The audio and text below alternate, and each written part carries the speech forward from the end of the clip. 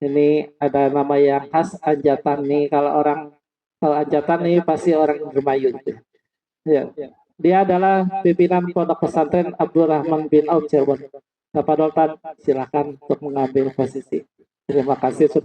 Dan yang terakhir, guru kita yang sudah tidak asing ya bagi kita semua, Ustadz Haji Dr. Nurul Ahmad MSc. Kami persilakan untuk menemani. Insya Allah, ya, dengan ketiga narasumber ini ya akan menjadi bahan obrolan kita yang hangat dan seru. Untuk itu mohon hadirin untuk menyiapkan dan menyimak dengan baik. Mungkin sementara waktu kami mohon alat komunikasinya disampaikan dulu, fokus ke depan supaya lebih fokus menyimak paparan yang akan disampaikan oleh narasumber ini. Yang pertama kami persilakan kepada Ustadz Arif untuk menyampaikan paparannya. Ya. Gak usah lama-lama untuk bahan diskusi aja. Kita lebih asiknya ya waktu yang panjang untuk diskusi supaya lebih apa ya lebih mantap. Kami persilakan Ustadz Arif.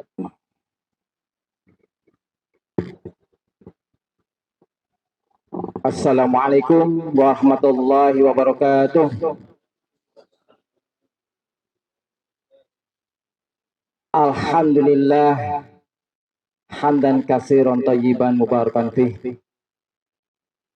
Alhamdulillahillazi hadana li hadza wa ma kunna linahtadiya laula an hadanallah. Asyhadu an la ilaha illallah wahdahu la syarika lah. Asyhadu anna Muhammadan abduhu wa rasuluhu allazi la nabiyya ba'dah. Wa sallallahu ala Muhammadin wa ala alihi wa ashabihi wa man tabi'ahu huda. Hadirin ikhwan fillah rahimakumullah,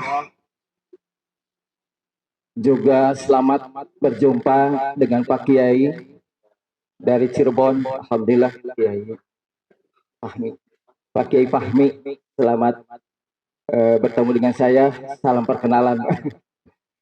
Tiada asing lagi, selamat berjumpa dengan Pak Ustadz Nur Hilal yang sudah terbiasa kita berkomunikasi ya.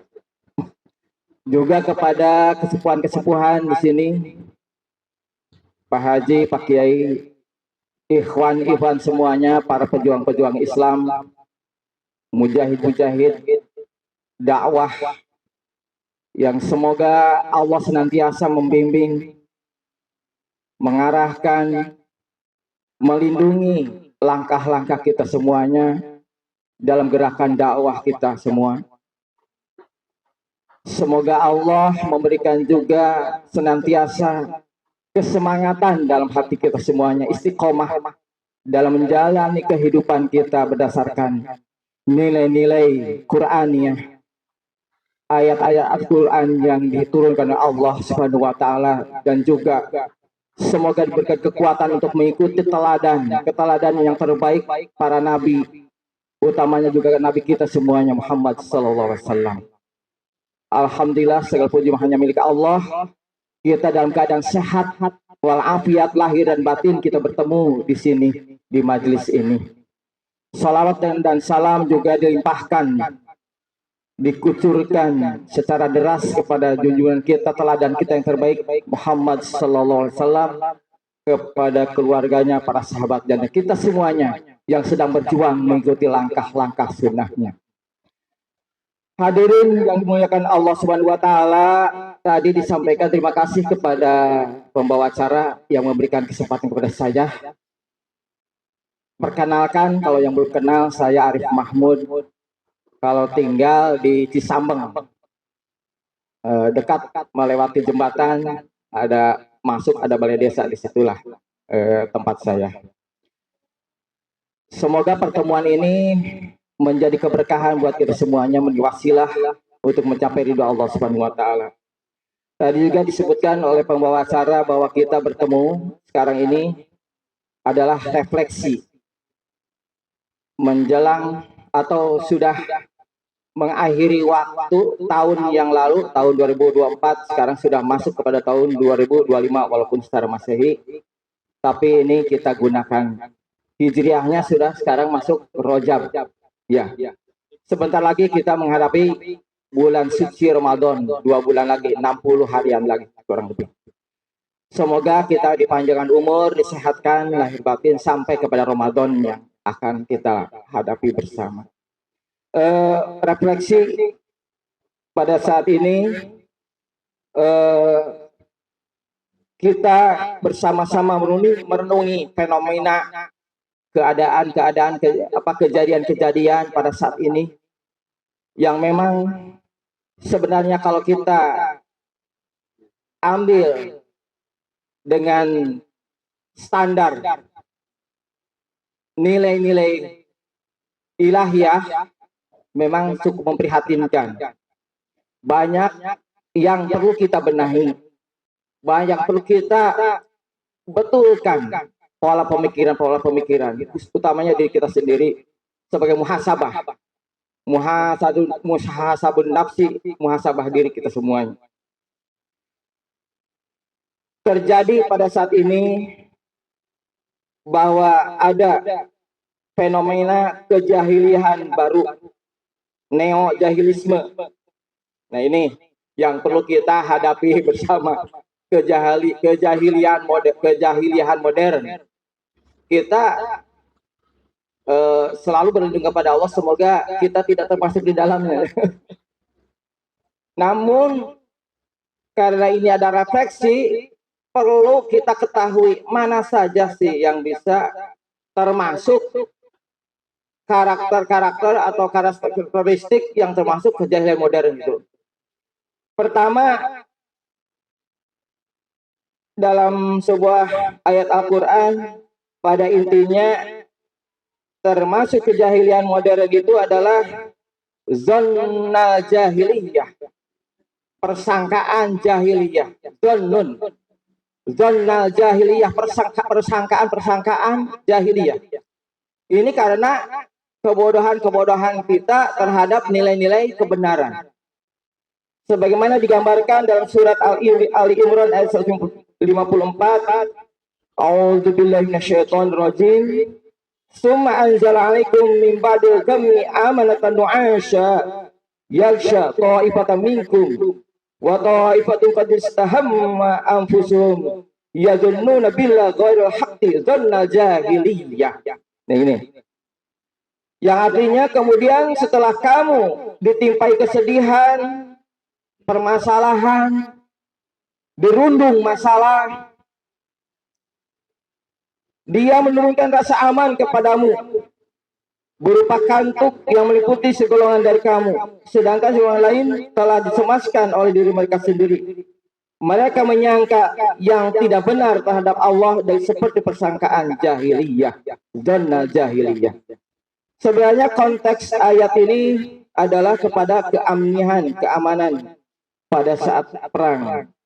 Ada beberapa para sahabat yang tak kuat menahan kantuk sehingga musuh dengan gampangnya menyerang.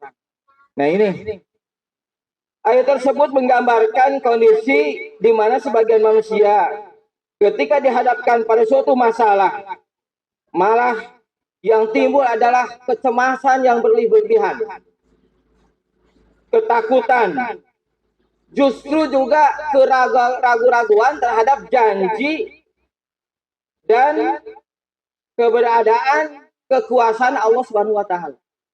Ini ya zunnuna dzannal jahiliyah. Mereka menunjukkan sikap mencerminkan keraguan-raguan terhadap keyakinan.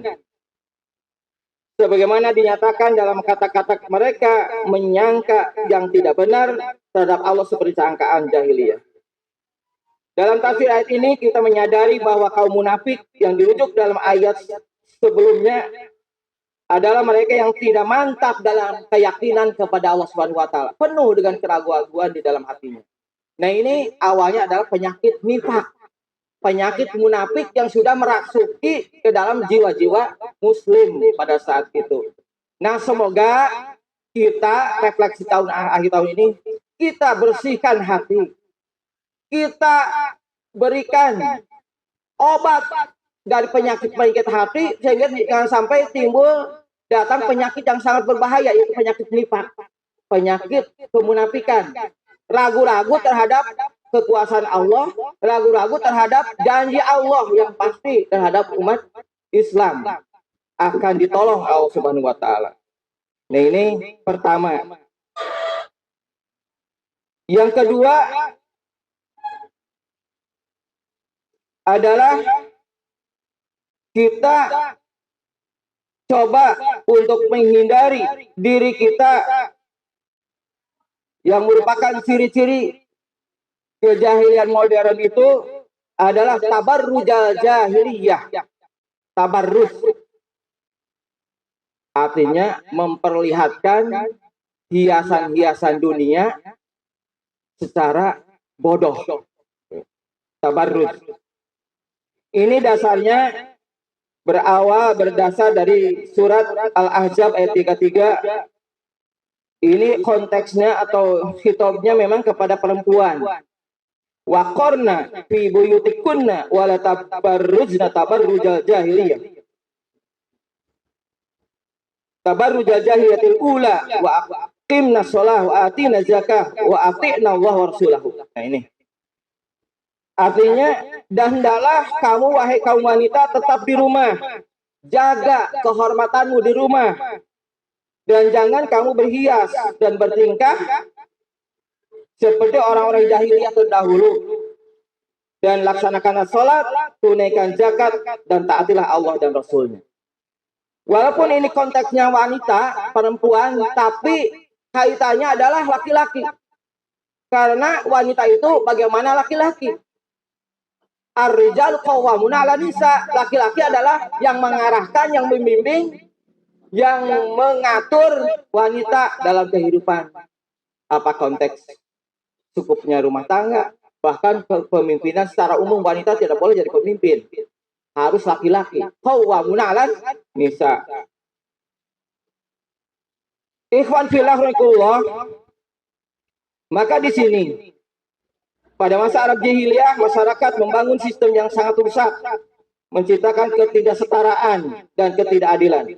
Namun ironisnya fenomena ini ditemui dalam struktur masyarakat kita sekarang ini.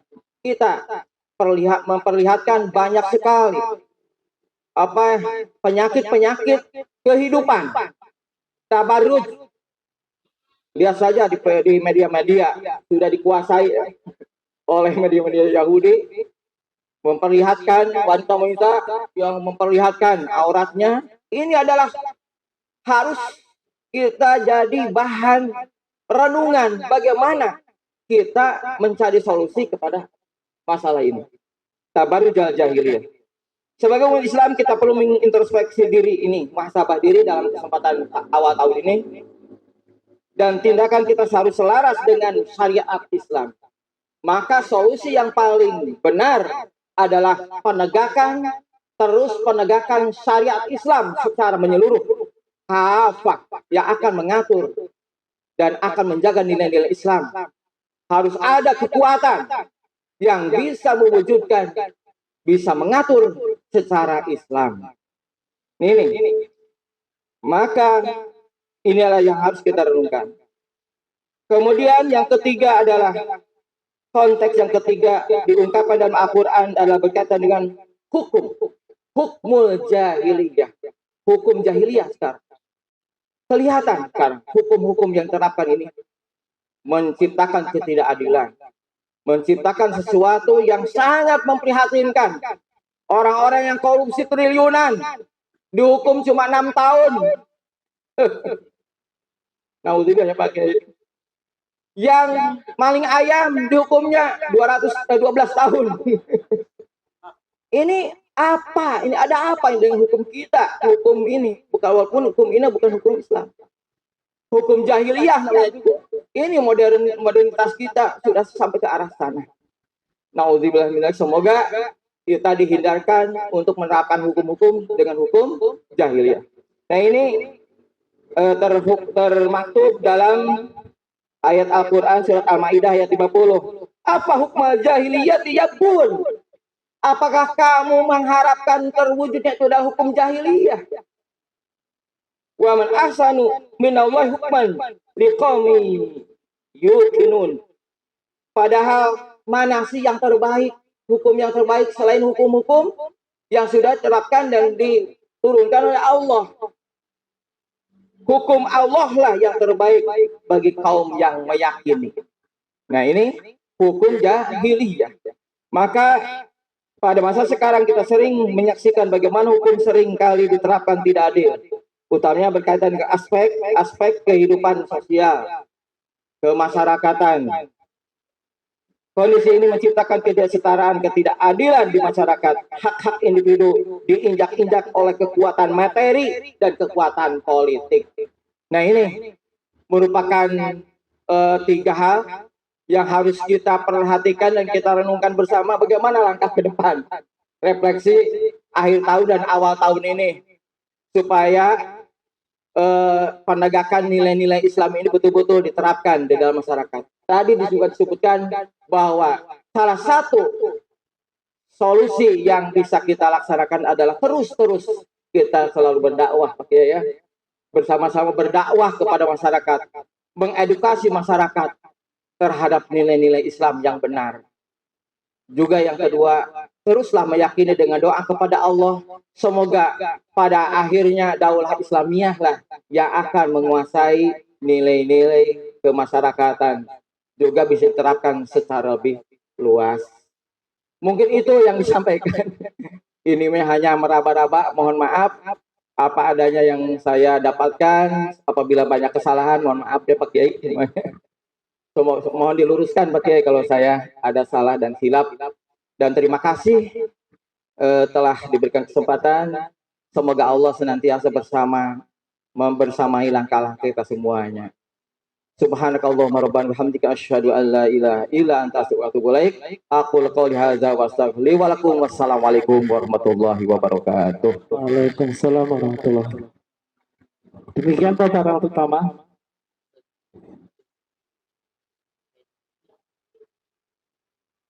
Sudah kita dapatkan 3 poin bahwa saat ini ya kita berada di era modern, tetapi sayangnya sistem jahiliyah lah yang sedang berlaku saat ini.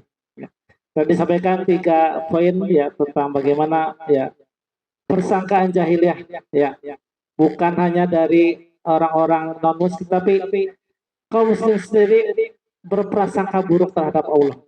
Tidak sedikit ya yang meragukan janji-janji Allah Subhanahu wa taala ya.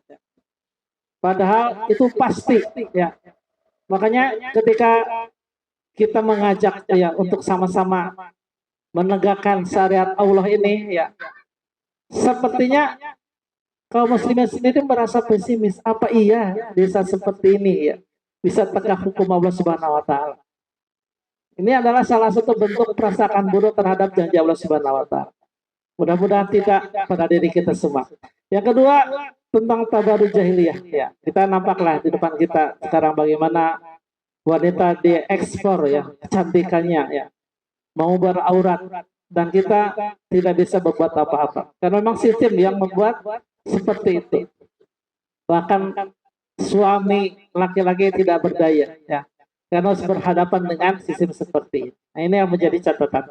Dan yang ketiga tentunya hukum jahiliyah yang sedang memang kita nikmati sekarang dalam hukum jahiliyah.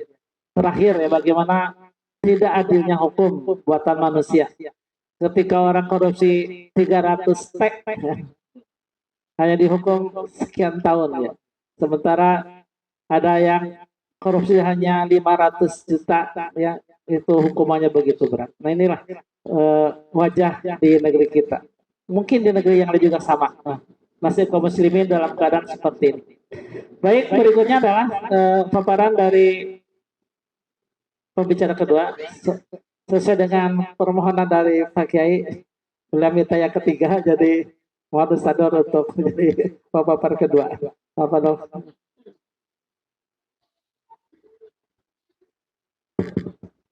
Ya, terima kasih kepada Habib Ipin sebagai moderator. Kalau nggak dikasih kesempatan sama beliau, saya nggak bisa bicara.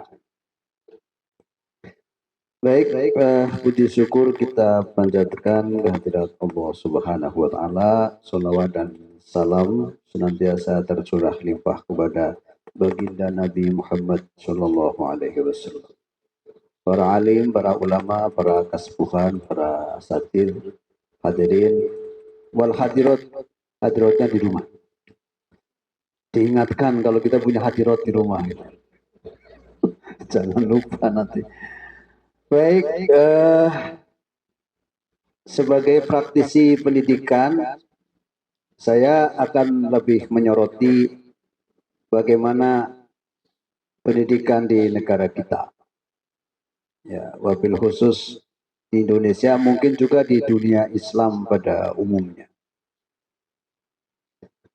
Terutama di perguruan tinggi dulu, nanti turun ke SMO, dulu SMO, sekarang SMA lagi. Saat ini dunia perguruan tinggi sedang menghadapi beberapa kasus. Satu, kasus bunuh diri mahasiswa baru dari sebuah perguruan tinggi yang sangat terkenal di Indonesia. Dia loncat dari apartemennya dari lantai 27. Satu. Yang kedua, naik ke daerah dingin Bandung Utara sana, juga ada kasus seorang mahasiswi yang loncat dari lantai 2. Seneng loncat ya. Mungkin dulu ibunya juga loncat-loncat, anaknya ikut loncat-loncat juga. Yang ketiga, mahasiswa koas yang juga meninggal karena perilaku dari senior-seniornya yang sama-sama sedang koas. Geser tuh ke Jateng sana. Ketika saya dengan kawan-kawan sambil makan siang kumpul di ruangan makan di kampus saya, itu di situ beragam. Ada yang anaknya kuliah di ITB, ada yang anaknya kuliah di Polban, ada yang anaknya kuliah di Unpad. Itu pada cerita bagaimana kondisi anak-anaknya gitu. Ya. Setelah ada kasus bunuh diri di Jatinangor itu, maka mungkin dosen killer tuh jadi mikir, nah, ini ada mahasiswa dari Jawa Timur. Kalau mahasiswa pasti sudah siap pertanyaan. Akhirnya dosen-dosennya pada mikir, dosen killer tuh mikir, apa mungkin mereka stres dengan mata kuliah saya? Atau mungkin stres dengan, tapi kalau tinggal di apartemen sih mungkin tidak masalah dengan masalah finansial ya. Tinggal di apartemen. Tapi bisa jadi di apartemen justru dia tidak mendapatkan kedamaian. Karena informasi yang sampai ke telinga saya, apartemen itu banyak disewa-sewakan. Disewakannya ya tadi orang-orang yang tidak punya kartu nikah. Dan kosnya sangat tinggi. Padahal mereka tidak punya tanah. Hanya punya lantai dan jendela. Nggak punya tanah. Maka karena mereka nggak punya tanah, yang punya mobil itu harus parkir di tanahnya yang pemilik apartemen itu. Dan itu biayanya luar biasa ya. Dari mulai air, dari mulai listrik sampai ke parkir itu 1 bulan saja untuk ongkos itu bisa sampai 1,5 sampai 2 juta. Makanya orang-orang yang punya apartemen itu mikir, saya bisa bayar untuk listrik, air, dan parkir 2 sampai 3 juta dari mana? Akhirnya kamarnya disewa-sewakan untuk orang-orang yang bermaksiat. Yang penting saya dapat masukan, bisa bayar parkir, bisa bayar air, bisa bayar listrik. Itu fenomena apartemen itu seperti itu. Karena kebetulan jamaah saya di Tanjung Sari yang kalau malam Rebo ada pengajian, waktu itu dia nggak datang ke pengajian. Saya tanya, namanya Pak Tur Jihad. Jadi beliau tuh sudah otomatis di blacklist ke Amerika karena namanya sudah Tur Jihad. Jadi dengan nama jihad, dengan kata jihad aja dia sudah tidak akan pernah dapat paspor visa ke Amerika, sudah nggak dapat. Gara-gara namanya Tur Jihad. Ya, orang NTB dia. Nah, saya tanya, Pak Haji, kenapa enggak ngaji kemarin? Saya dipanggil polisi, Pak, untuk dimintai keterangan yang mahasiswa bunuh diri itu, karena dia juga punya apartemen di situ dan dia menjadi RT-nya di apartemen itu. Jadi akhirnya ke bawah dia cerita. Saat kehidupan di apartemen itu ada orang yang kerjanya lapor polisi aja, katanya ada. Dikit masalah lapor polisi, dikit masalah lapor polisi, ada aja.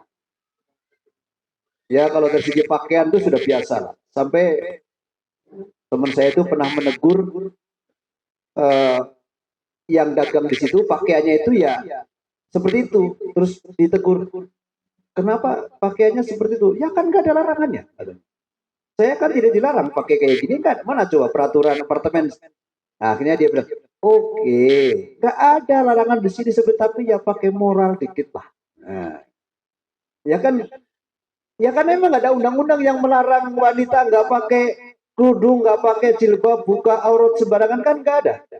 Kalau ada undang-undang nomor berapa, tolong tunjukkan kepada saya.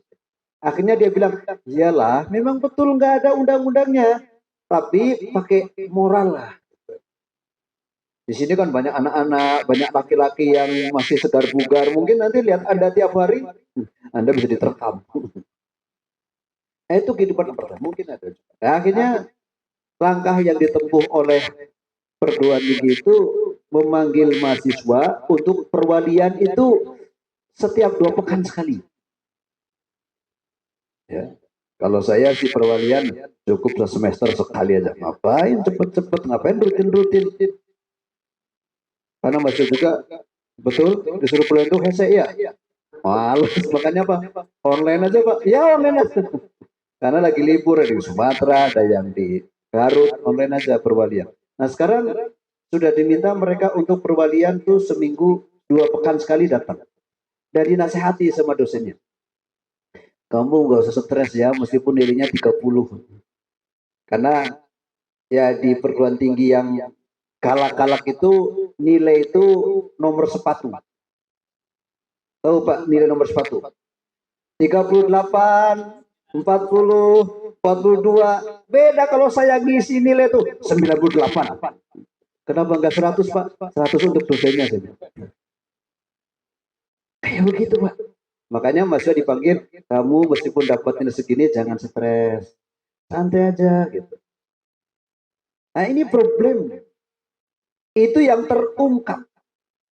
Yang enggak terungkap bisa jadi lebih banyak lagi. Ya. Kasus ya amoral-amoral di kampus itu ya pasti ada lah. Dulu ada juga dosen yang dipecat ya gara-gara sambil perwalian tuh mahasiswanya dielus-elus kepalanya. Kenapa? Cantik. Pak Nur setuju, tertarik lah. Masih normal. Ngasih nomor telepon nggak? Ngasih. Pak Mustafid almarhum dulu dosen agama saya cerita juga. Dia menangani kasus anak-anak remaja. Ketika dipanggil siswinya dipanggil untuk dinasehati di depan almarhum Pak Mustafid, siswi itu dia buka baju, Pak. Buka baju, satu persatu dia buka. Ini dunia pendidikan kita kayak begitu. Belum narkoba, belum hamil di luar nikah, itu banyak. Tapi kalau hamil kasusnya di perguruan tinggi nggak begitu ribut. Tapi kalau di level SMA rame. Biasanya komentarnya apa? SMA punya cucu. Kan anaknya siswanya. Terus kemudian mereka dibilangnya punya cucu. Kasus perundungan, kasus senior ke junior itu ya memang dulu zaman saya jadi senior juga ketika ngospek gitu ya Mas ya. Ketika jadi junior sih ngeles terus ya, diem nggak banyak ngomong. Begitu senior tuh paling galak. Itu dunia kita. Ya. Kemudian ya tadi ya kasus gampang putus asa. Jadi mahasiswa sekarang tuh gampang putus asa, Pak. Ya, nggak kayak zaman saya dulu tuh tahan banting lah.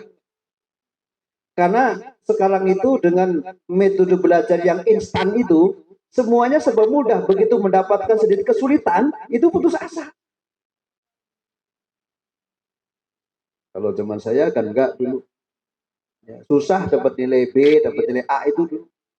Paling tinggi C aja udah sudut syukur gitu lah. Itu pun sudah ujian 2-3 kali. Sudah sujud syukur dapat C aja. Ya sampai saya lulus ada nilai D-nya 1. Buka kartu. Apa itu mata kuliahnya Pak? Mata kuliah fisika kuantum. Sampai saya lulus masih dapat D. Hesek ternyata kuantum teh. Para jamaah yang dirahmati Allah Subhanahu wa taala.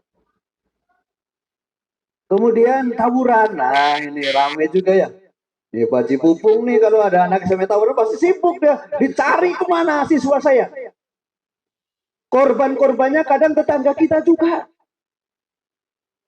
Baik korban yang matinya atau korban yang mengeksekusinya. Kadang-kadang tetanggaan gitu. Ini tawuran. Nah yang paling umum aja apa?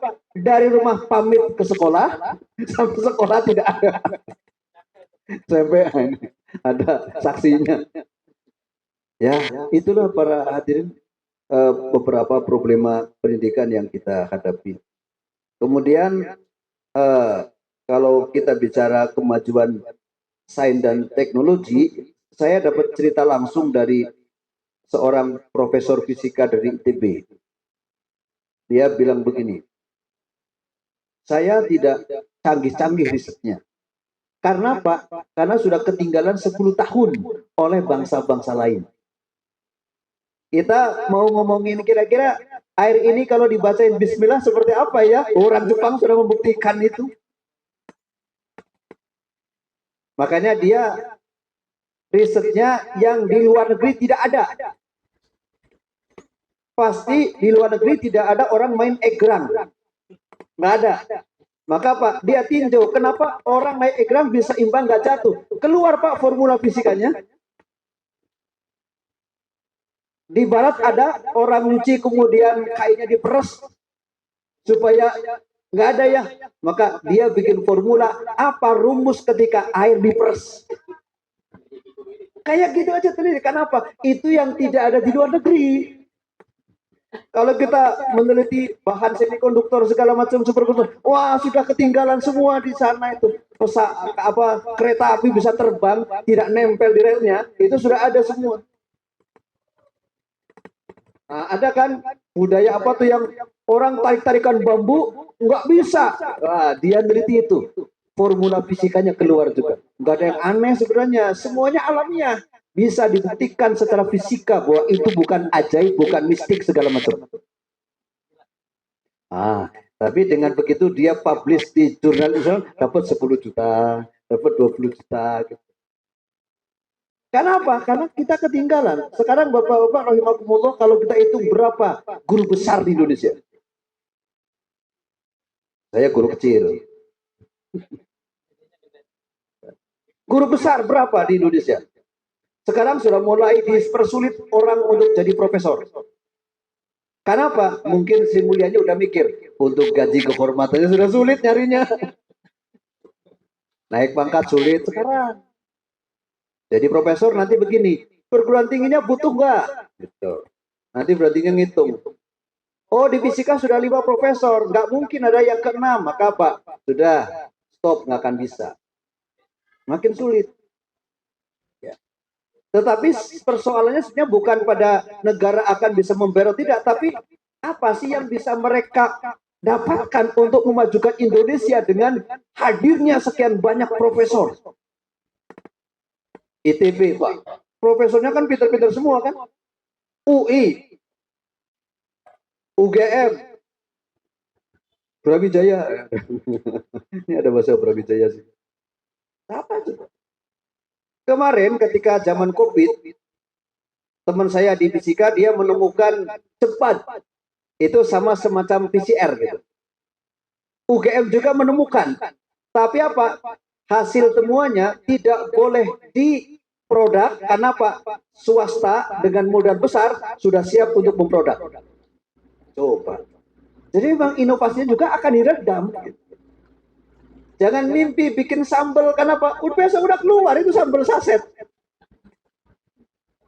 Ini problematika perguruan tinggi begitu. Makanya apa? Dosen itu, guru itu sibuk dengan isi aplikasi. Betul Pak Ahmad? Satu ada SKP, sudah ngisi belum? Nanti saya lagi ngisi sister, ngisi BKD, LKD, wah segala macam gitu ya. Dan apa? Supaya terpenuhi ya ngarang-ngarang dulu. Ini Bapak Ibu rahimakumullah. Jadi kita sudah sedang punya masalah, tapi bagi orang yang menikmati dunia risetnya seperti itu, mereka anggap tidak ada masalah. Gitu. Pak Nur ini karena bukan guru besar, jadi ngeritik terus guru besar. Nanti kalau guru besar pasti kayak begini sama. Dikiranya tidak ada masalah. Ya iya, karena mereka mah yang penting penelitian, dapat dana penelitian, dapat poin besar, dapat income besar, nikmat hidup, selesai. Nggak pernah mikirin bagaimana sebenarnya efek dari yang mereka buat itu untuk masyarakat. Nah ini Pak, dunia problematika. Sebenarnya dari sekian banyak persoalan itu, ya saya mohon izin kepada Kiai ngutip ayat. Ya Pak Ustadz, mohon izin ngutip ayat. Sebenarnya Allah sudah memperingatkan kepada kita dalam surat An-Nisa ya. A'udzubillahi minasyaitonirrajim. Wal yakhshal ladzina law taraku min khalfihim dzurriyyatan di'afan khaufu 'alaihim falyattaqullaha wa qulu qawlan sadida. Sudah memberikan peringatan, Pak. Kalau saya pahami ayat ini memberikan sebab sekaligus memberikan solusi gitu.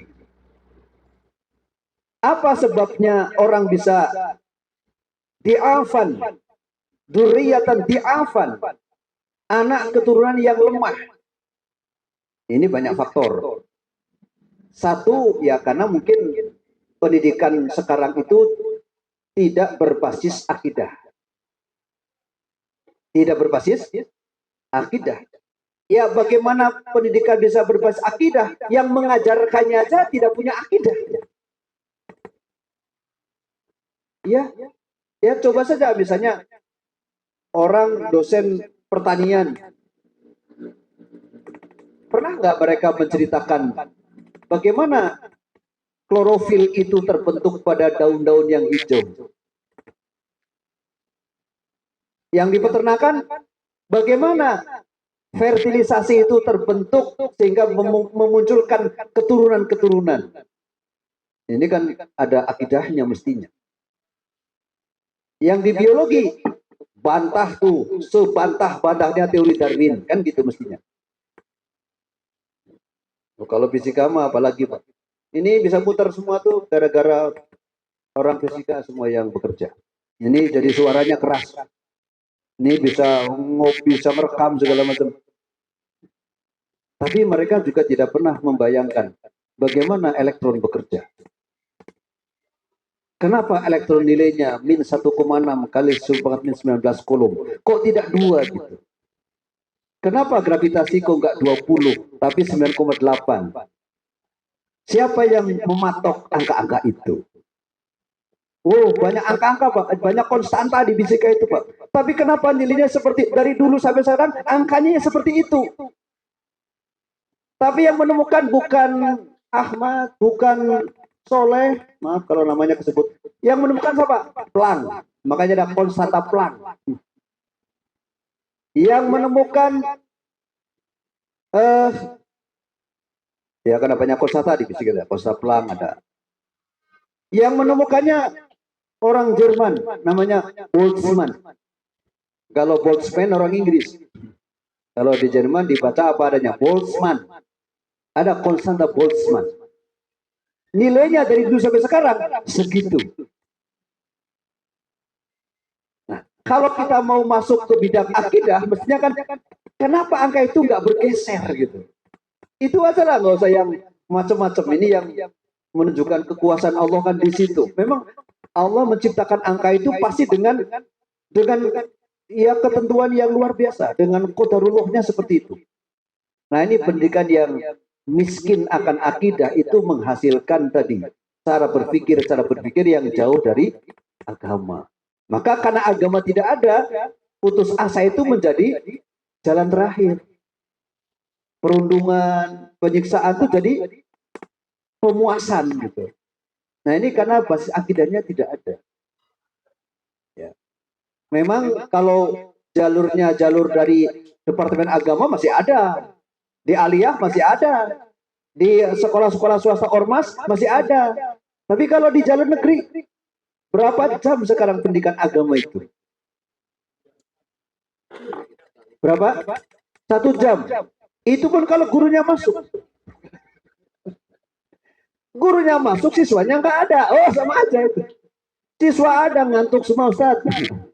Problem aja.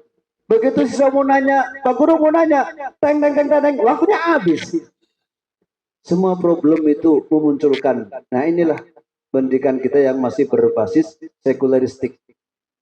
Maka berbahagialah yang mesantrenkan anaknya, menyekolahkan anaknya di sekolah-sekolah yang masih berbasis agama itu, masih ada rem lah paling tidak. Masih ada remnya. Nah, cuma di rumah ya direm lagi sama orang tuanya, karena serbuan media sosial luar biasa. Solusinya apa? Nah, di sini. Falyattaqullah, maka solusinya apa? Bertakwalah kepada Allah. Wa qulu qaulan sadida, dan ucapkanlah oleh kalian qaulan sadida. Kalau saya baca di pendapat para ulama, qaulan sadida itu apa? La ilaha illallah Muhammadur Rasulullah. Itu qaulan sadida. Nah, sekarang kita bayangkan kalau kalimat la ilaha illallah Muhammadur Rasulullah menjadi basis pendidikan kita, kira-kira produknya apa? Teroris. Di Amerika sekarang ada peledakan mobil oleh mobil Tesla. Tapi karena pelakunya orang kafir, maka apa? Amerika tidak menyebut sebagai teroris. Coba kalau pelakunya kan namanya Muslim, pasti sudah di framing itu adalah teroris. Apalagi namanya tur jihad. Nah, itulah sekilas saja Bapak-bapak yang dirahmati di dunia pendidikan kita. Jadi emang ke depan itu PR kita masih sangat banyak ya. Kalau saya di praktisi pendidikan ya akan mencoba konsen di situ. Bagaimana memperbaiki sistem pendidikan kita. Tetapi memperbaiki sistem pendidikan itu tidak bisa hanya memperbaiki unit-unitnya. Harusnya sistemik dari mana nih akarnya, dari mana nih pondasinya, kan mestinya dari sana.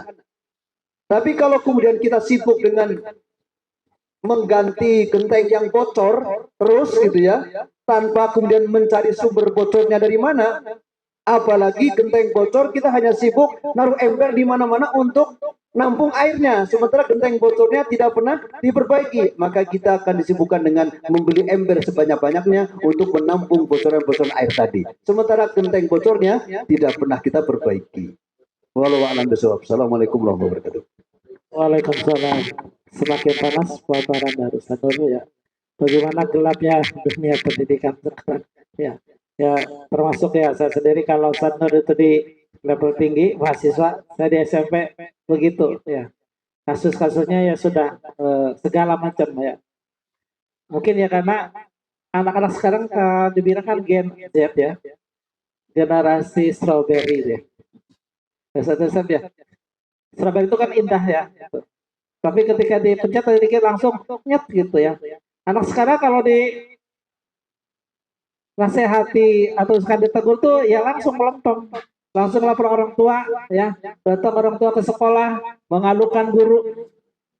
Tidak sedikit guru yang berniat baik menegur menasihati, ujungnya di mana? Di kantor polisi. Akibatnya ya kami para pendidik lah genteng gitu kan, akhirnya gitu. Capek-capek ngedidik anak orang tuanya malah balik ya. Sehingga hasilnya seperti ini ya. Anak-anak yang lemah, pengennya gampang. Terus kadang-kadang munculnya AI ya.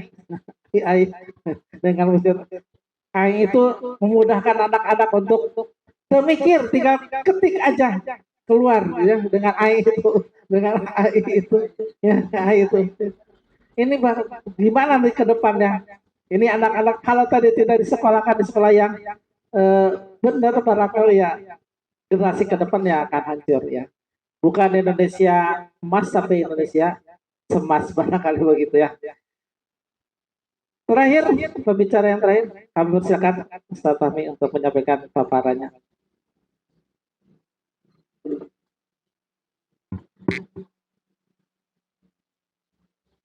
Assalamualaikum warahmatullahi wabarakatuh.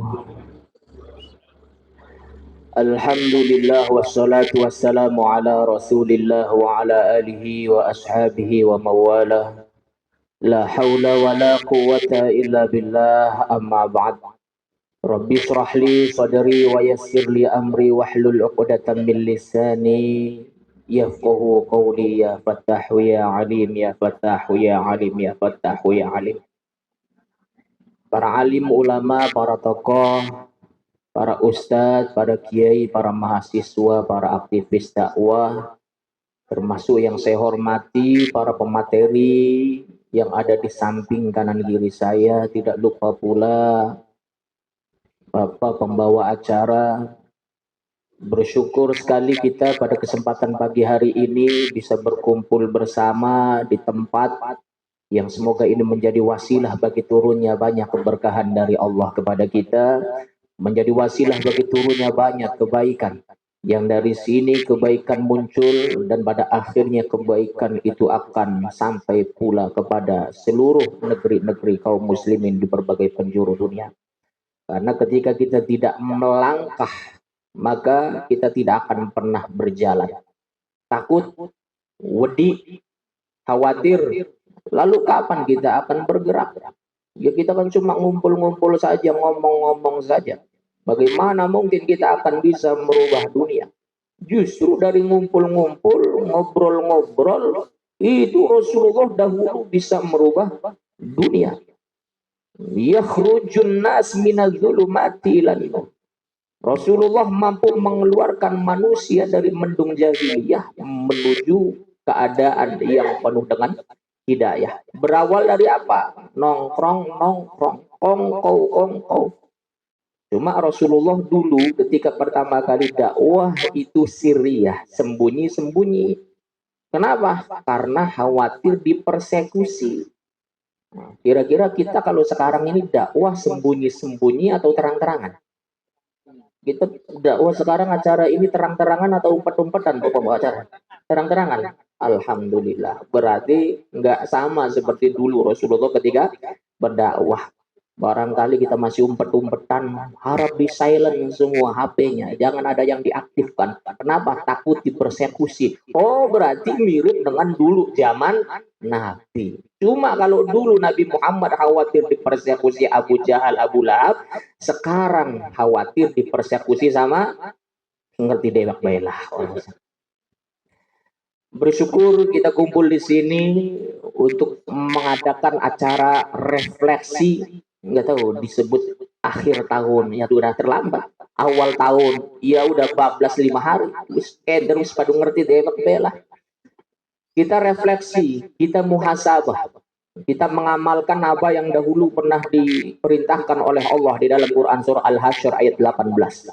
Ya ayyuhalladzina amanu taqullaha wal tanzur nafsum ma qaddamat lighad wattaqullaha innallaha khabirum bima ta'malun. Wahai orang-orang yang beriman, bertakwalah engkau kepada Allah. Wal tanzur nafsum ma qaddamat lighad. Dan masing-masing dari kalian semua perhatikan apa yang sudah kalian lakukan.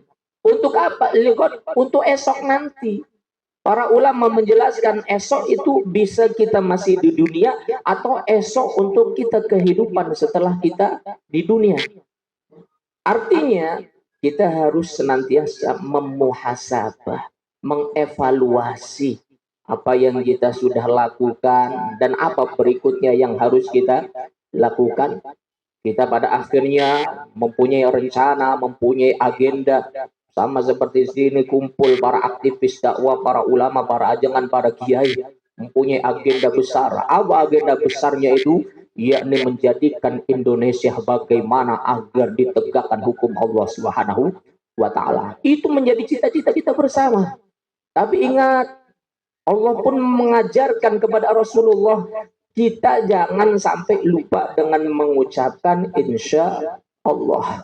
Ini dijelaskan oleh Allah di dalam Quran surah Al-Kahfi ayat ke-24. Ketika Rasulullah, ini asbabun nuzulnya dulu. Rasulullah suatu waktu kedatangan orang Yahudi, nanya terkait dengan tentang ruh.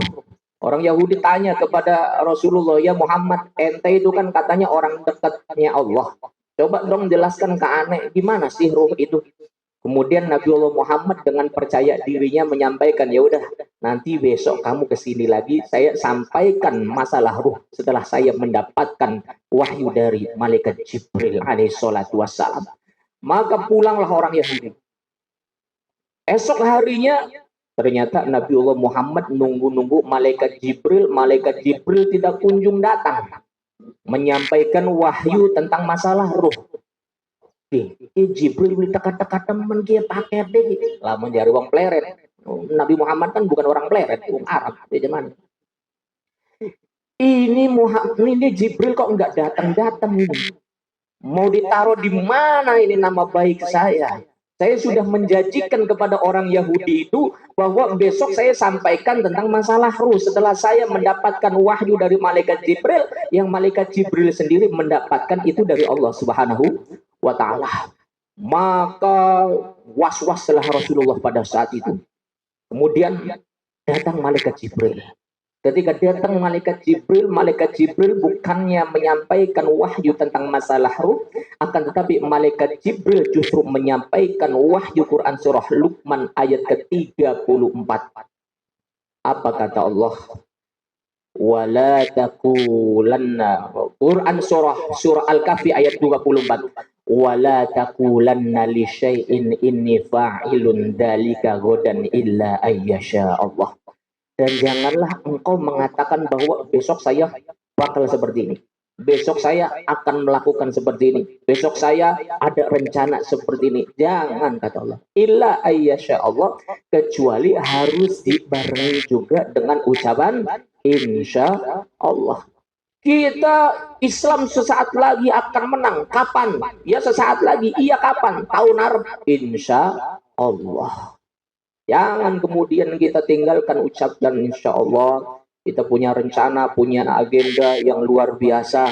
Apalagi agenda kita adalah agenda mulia, yakni mengeluarkan jahiliyah dari bumi Nusantara. Walaupun kita realistis, angelnya luar biasa. Bahkan Allah sudah menyampaikan ini dalam surat Al-An'am 123. Wa kadzalika ja'alna fi kulli qaryatin akabira mujrimiha liyamkuru fiha. Dan demikianlah kata Allah, kami telah jadikan pada tiap-tiap negeri akabira mujrimi, orang-orang besar yang jahat, para pembesar, para tokoh. Kalau bahasa sekarang oligarki. Jadi kalau misalnya kita di Indonesia ini ada kaum oligarki, ada kaum kapitalis yang selalu berbuat zalim, berbuat aniaya, apalagi terhadap aktivis-aktivis dakwah, itu sebetulnya sudah sunnatullah. Allah sendiri menyampaikan di dalam Al-An'am 123, wa kadzalika ja'alna fi kulli qaryatin akabira mujrimiha liyamkuru fiha. Kenapa Allah menciptakan mereka? Kaum oligarki, kaum kapitalis yang dengan kekuatan uangnya mereka bisa mengatur segalanya. Kenapa Allah menciptakan itu semua? Tujuannya untuk menjadi ujian bagi kita semua. Apakah kita tetap berani dakwah amar ma'ruf nahi mungkar? Apa wis dah angel dah aneh ake duit kita langka duit ngumpul-ngumpul bela kapanganan apa-apa cuma klinik sapu wae. Apakah kita tetap berani beramar ma'ruf nahi mungkar, menyampaikan al-haq wal batil wal batil? Jadi mereka menjadi ujian untuk kita, Pak. Walaupun saya punya banyak kawan, termasuk juga karena saya ustadz, guru, gitu kan, pengasuh pesantren, banyak juga teman-teman kiai yang mereka pesimis. Udah gak usah pahami, gak usah ngurusin kayak gituan. Angel, mereka orang besar semua. Cuma kata saya yang diwajibkan bagi kita itu adalah berjuang. Masalah hasil tidak hasil, kita tidak wajib. Yang akan menjadi tanggung jawab kita, apa peran kita ketika kezaliman merajalela di tengah-tengah kita. Khususnya di Cirebon, beberapa bulan yang lalu ada aktivis-aktivis Islam, aktivis pergerakan. Mereka melakukan sweeping terkait tempat-tempat maksiat. Di Cirebon ada mall besar yang di sana itu kalau malam, khususnya malam minggu, itu ada, mohon maaf, penari telanjang. Kota Wali. Tapi ada wanita telanjang yang di situ disaksikan oleh ratusan laki-laki. Di sweeping sama teman-teman aktivis, ketika di sweeping, kirain saya mau totalitas sweepingnya. Ternyata yang hanya menjadi tuntutan adalah terkait jam malam saja. Kita itu kan perjanjiannya kan Ibu Wali Kota. Waktu itu masih Ibu Wali Kota. Sekarang udah lengser, udah kalah. Kita itu kan Ibu Wali Kota. Sudah ada perjanjian. Bahwa hiburan malam itu maksimalnya jam 11. Ini kok sampai subuh kok nggak berhenti. Gimana? Oh ternyata yang dipermasalahkan itunya saja. Bukan maksiatnya. Padahal yang namanya maksiat jam 10 haram, jam 11 haram, jam 12 haram. Kalau jam 1 haram, kalau jam 2 haram, kalau jam 3 haram. Enggak usah ini strategi. Kata saya strategi apa kayak makanya. Kenapa kita harus menuntut hanya setengah-setengah? Tuntut tidak boleh ada namanya hiburan-hiburan yang mengandung unsur maksiat. Bukan apa-apa, Cirebon itu kota wali. Izin yang Gusti Allah. Izin sama Syekh Magelung Sakti, izin malu sama Pangeran Cakrabuana.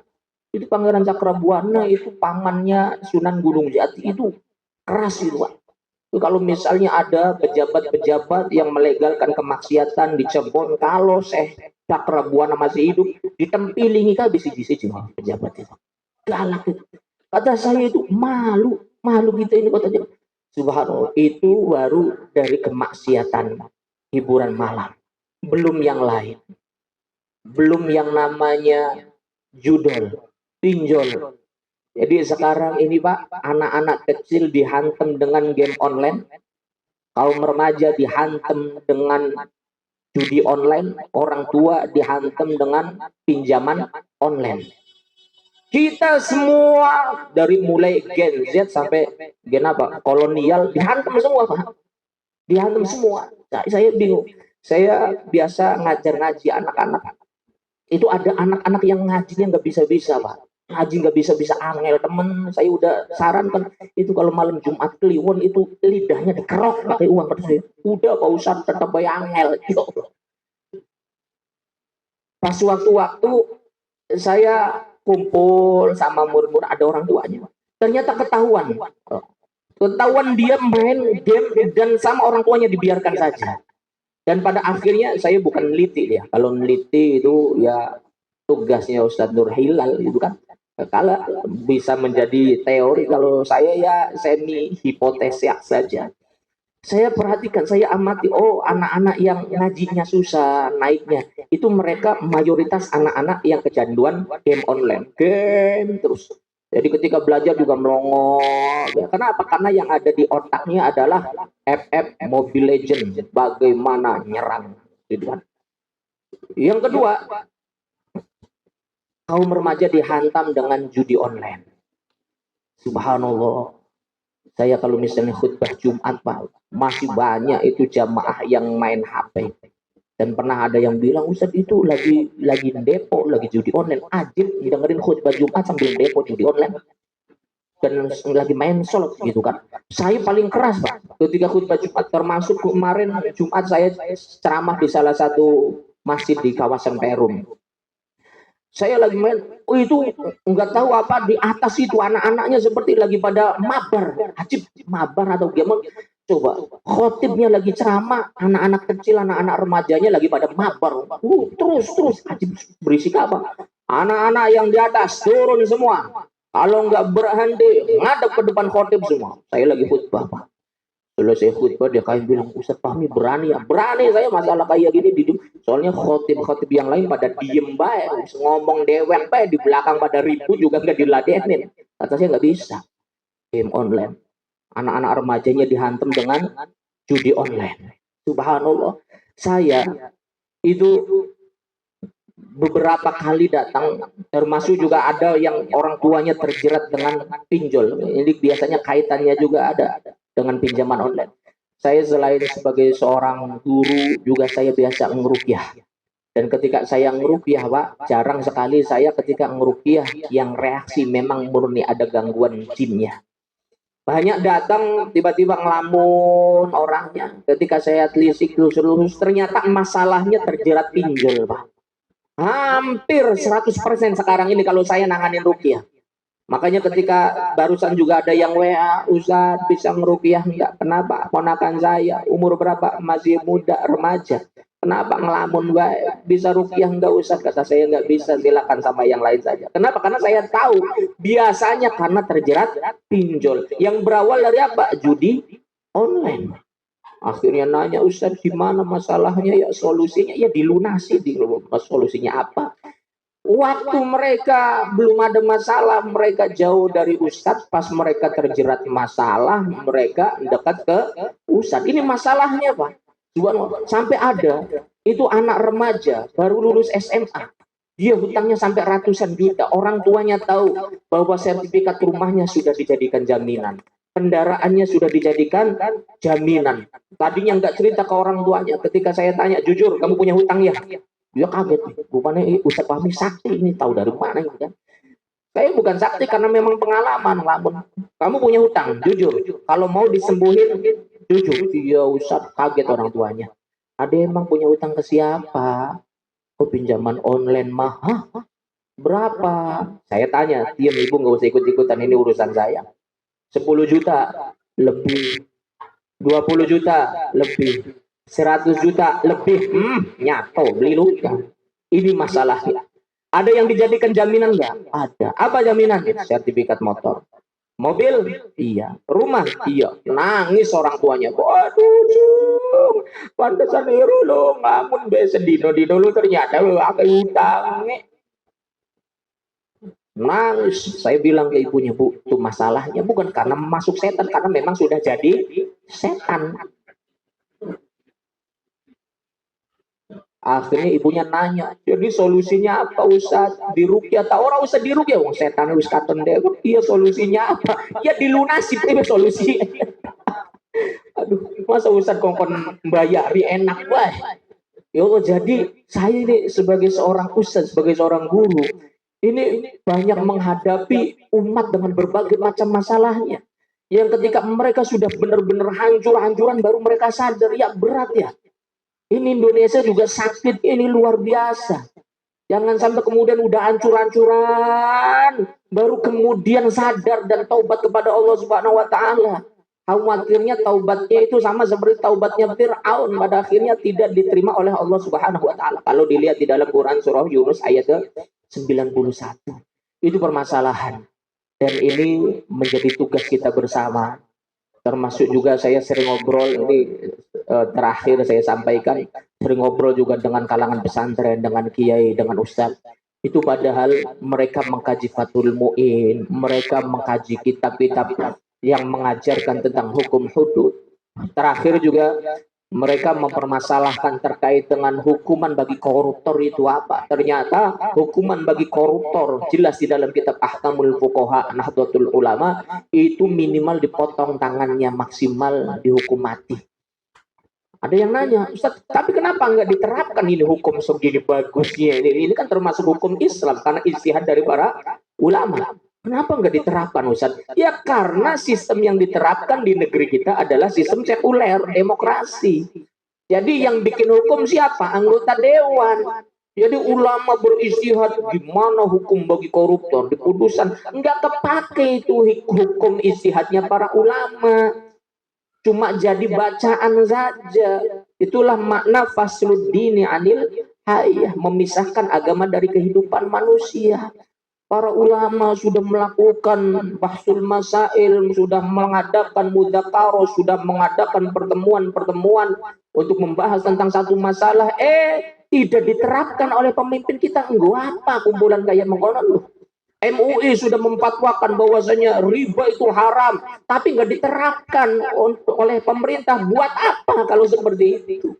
Di mana-mana dijadikan bahan pertimbangan. Oh ya udah, siap, ini ditetapkan menjadi sistem hukum di negeri kita. Selesai kalau pemerintahnya manut ulama. Ini pemerintahnya nggak manut ulama, justru ulamanya yang manut pemerintah. Ya keder ya. Ada ulama jamaahnya banyak, ngakunya berpengaruh. Berpengaruh apa? Justru dia yang dipengaruhi. Dikasih 1 miliar, 2 miliar langsung gede-gede gue.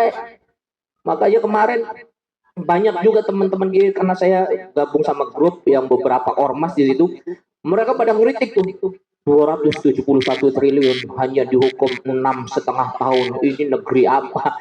Saya sampaikan, wis orang usah ngeritik gaya-gayaan. Oh, dibayar bansos kepada diem ya. Baik, saya kira itu semua. Semoga nanti bisa diskusi lebih banyak lagi. Wassalamualaikum warahmatullahi wabarakatuh. Waalaikumsalam warahmatullahi wabarakatuh. Menarik sekali bagaimana ya kondisi sekarang ya, nasib Ustadz ya.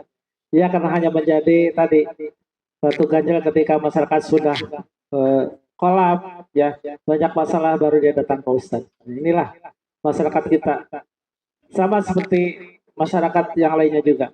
Butuh Allah ketika lagi susah. Kalau susah ke masjid. Ya, kalau lagi bahagia ke mall. Nah, ini menjadi PR kita yang ada di sini. Baik, hadirin ihwanillah, 3 pemateri sudah memaparkan materinya. Mudah-mudahan bisa menjadi bahan bagi kita semua untuk berdiskusi. Ada waktu kurang lebih 45 menit untuk berdiskusi, walaupun ini mungkin kurang ya. Begitu kami buka sesi pertama dengan 3 penanya. Silakan untuk mengacungkan tangan dan menyebutkan nama.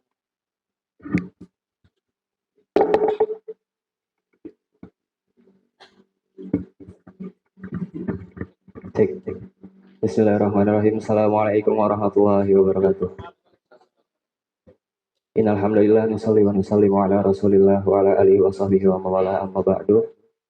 Sebelumnya terima kasih terlebih dahulu kepada moderator yang telah mempersilahkan saya untuk bertanya ataupun berdiskusi dengan para asatidz maupun para hadirin sekalian di sini yang hadir.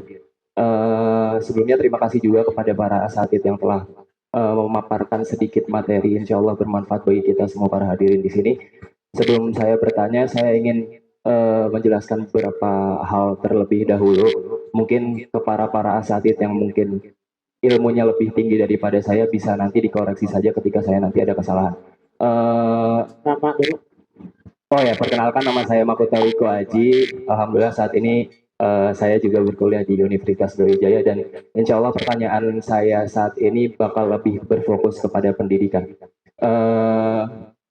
Sebelumnya saya menjelaskan bahwasanya tadi para ustadz kan menjelaskan terkait dengan penegakan hukum Islam, kemudian masalah-masalah yang timbul di masyarakat saat ini, kemudian bagaimana penerapan itu dapat menyelesaikan problematika yang ada di negeri Indonesia seperti ini. Mungkin kalau kita berbicara tentang Islam, ketika dulu ada 4 khalifah, Abu Bakar, Umar, Utsman, Ali, kemudian ada khilafah Abbasiyah, Utsmaniyah, dan juga Umayyah. Kita tahu bahwasanya Islam pada saat itu memiliki kemajuan yang sangat signifikan dibandingkan dengan umat lainnya, di mana pada saat itu ilmu-ilmu yang baru ditemukan itu kebanyakan berasal dari para tokoh-tokoh agama Islam. Dan kalau kita lihat bahwasanya pada zaman dahulu itu justru agama dan juga ilmu pendidikan ataupun pendidikan secara formal itu adalah suatu hal yang bisa maju secara berdampingan. Kemudian kalau kita melihat Utsmaniyah runtuh pada tahun 1924, dan mulai kepada zaman sekarang, khususnya di era kemerdekaan terlebih dahulu, di mana Indonesia pada saat itu bergelut dengan 3 ideologi yang berbeda. Ada nasionalisme, ada komunisme, dan juga agamis. Nah, pada zaman ayat ke-19 inilah justru pesimistis kepada agama itu mulai terjadi. Di mana agama itu dianggap tidak bisa berdampingan dengan kemajuan ilmu pendidikan ataupun pendidikan secara formal. Seperti kita lihat, kehancuran Turki Utsmani itu diinisiasi oleh Kemal Atatürk, di mana dia adalah salah satu tokoh sekulerisme yang paling terkenal. Dan melihat lagi ke zaman sekarang, ideologi seperti itu tuh semakin berkembang, khususnya di universitas, umumnya di universitas ya, soalnya sangat bebas untuk berpendapat di universitas itu. Dan justru menurut saya ini adalah suatu hal yang salah seperti itu. Dan saya rasa bahwasanya untuk menerapkan hukum-hukum Islam, kemudian ada juga meningkatkan peradaban Islam seperti itu, pengetahuan Islam di Indonesia ini perlu ada dasarnya, yaitu pendidikan yang selaras antara agama dan juga pendidikan ilmu formal. Dan ini juga mungkin kesempatan berharga bagi saya, karena para pemateri di sini ada yang juga dari dosen dan juga para asatidz, para pimpinan pondok pesantren. Karena sebelumnya ada juga salah satu unpopular opinion yang saya dapatkan dari Ustadz Felix Xiao, semoga Allah merahmatinya, bahwasanya justru pendidikan beragama itu harus didahului dengan pendidikan logika. Maksudnya seperti apa? Contohnya, di Indonesia saat ini ketika ada penyakit, ataupun contohnya penyakit perut, ataupun penyakit apalah seperti itu, justru orang-orang itu mikirnya pertama kali kemana? Wah, ini kena santet. Wah, ini kena apa? Langsung ke hal-hal yang berbau gaib ataupun mistis. Dan justru menurut saya itu adalah salah satu hal yang membuat pendidikan formal itu tidak bisa berjalan berdampingan dengan ilmu agama. Dan mohon maaf, sebenarnya saya di sini juga lulusan pondok pesantren, dan mungkin ada beberapa asatidz yang di sini yang memang berasal dari pondok pesantren. Tapi realitanya justru orang-orang yang paling pemikirannya paling melenceng ataupun paling menentang agama itu ketika lulus pesantren itu adalah justru dari didikan pesantren tersebut. Kenapa? Balik lagi, mohon maaf jika ada yang tersinggung di sini, saya tidak menyinggung satu atau beberapa pihak, tapi justru itu adalah salah satu hal yang menurut saya benar dari kata Ustadz Felix Xiao, bahwasanya pendidikan logika itu lebih penting untuk didahulukan daripada pendidikan agama. Supaya apa? Supaya bisa pendidikan agama itu berjalan selaras dengan pendidikan formal ataupun pendidikan ilmu pengetahuan. Nah, pertanyaan saya di sini, kira-kira menurut para asatidz di sini yang punya basic dosen ataupun asatidz dari pondok pesantren, bagaimana sih cara menyikapi hal tersebut, dan apa sih langkah konkret yang bisa disinergikan antara para asatidz yang memang khusus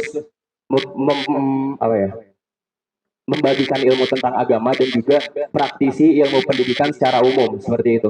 Terima kasih. Assalamualaikum warahmatullahi wabarakatuh. Waalaikumsalam. Berikutnya pertanyaan kedua, silakan. Ditunggu, ada belakang, ya silakan.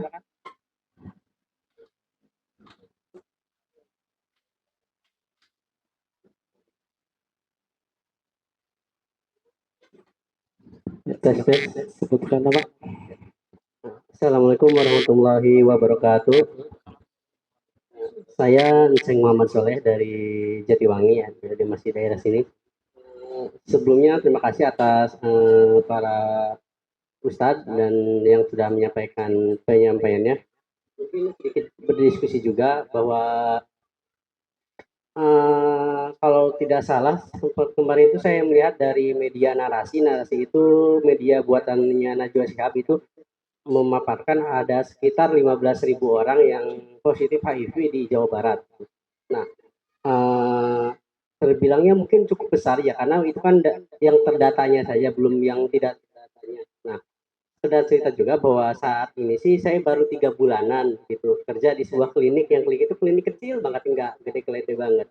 Tetapi dalam 3 bulan itu tuh saya tuh udah, ya bukan saya sih yang menangani sama dokter, itu saya udah mengetahui bahwa ada 3 pasien yang HIV itu ya lawan jenis lah. Dia sudah berhubungan dengan lawan jenis, dan satu HIV-nya itu karena dia itu melakukan hubungan homoseksual gitu lewat ya lubang gitu. Yang 3-nya itu masih penanganan ya fase penyembuhan, yang satunya itu yang homo itu sudah mati gitu karena penyakit gitu.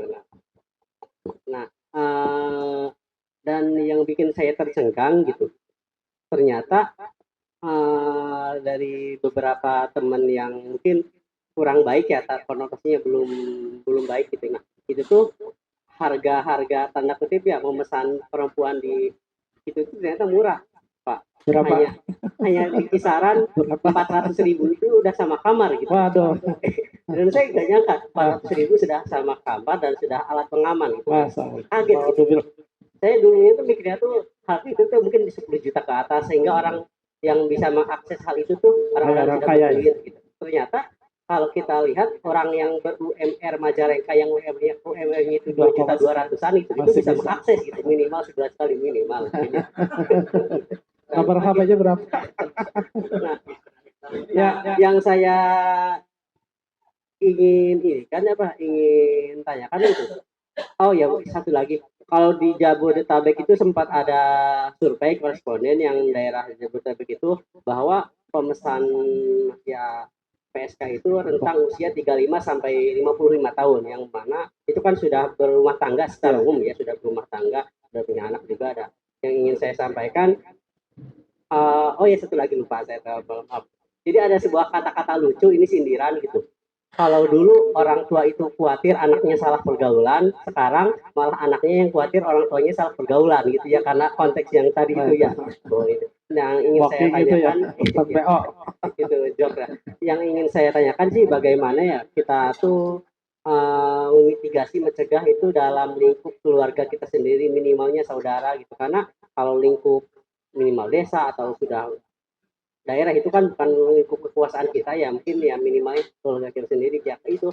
Karena sekarang tuh nikah itu agak sulit juga ya, karena mungkin biaya nikahnya mah murah gitu, cuman uang panainya ini mahal, sehingga orang tuh sulit menikah. Sementara ke hal-hal kayak gitu tuh dipermudah hanya dengan 400.000 gitu bisa menikmati ya. Oke, bisa ditarik kesimpulan pertanyaannya. Oke. Jadi bagaimana melindungi keluarga itu ya. Oke, satu lagi penanya untuk sesi pertama.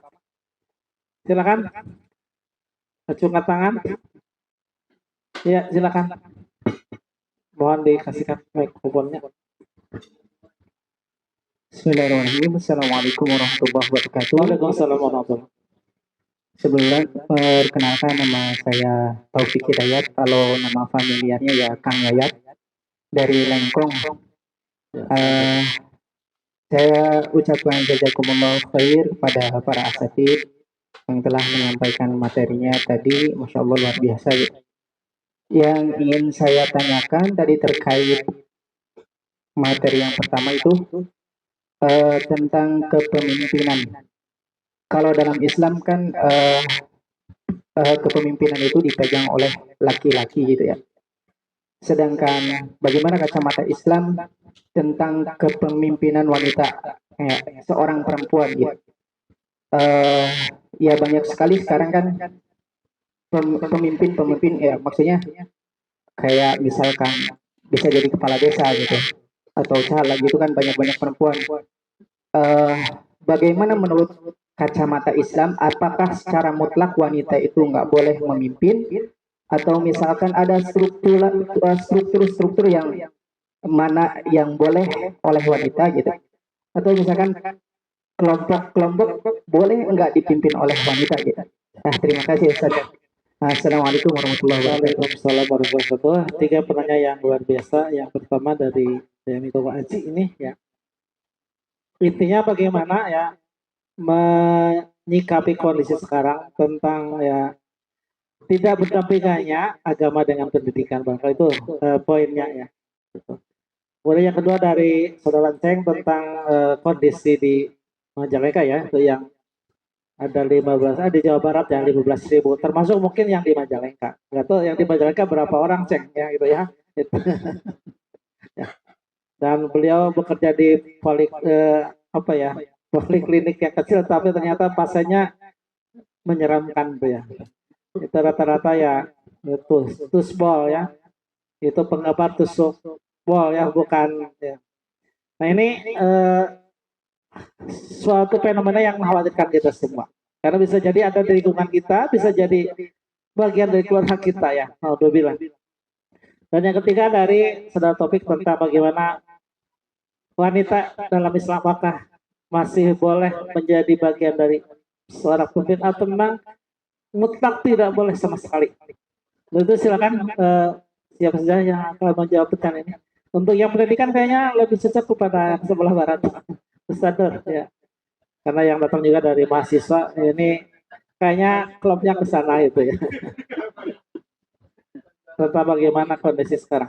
Iya, terima kasih kepada para penanya atas responsnya ya. Ini saya sengaja pakai pulpen merah karena yang saya catat tuh rapotnya merah semua. Ya, mestinya memang pendidikan agama itu bisa berdampingan juga dengan sains dan teknologi, mestinya. Tapi itu kan bergantung kepada fondasinya, bergantung pada fundamental yang mau dijadikan sebagai basicnya apa.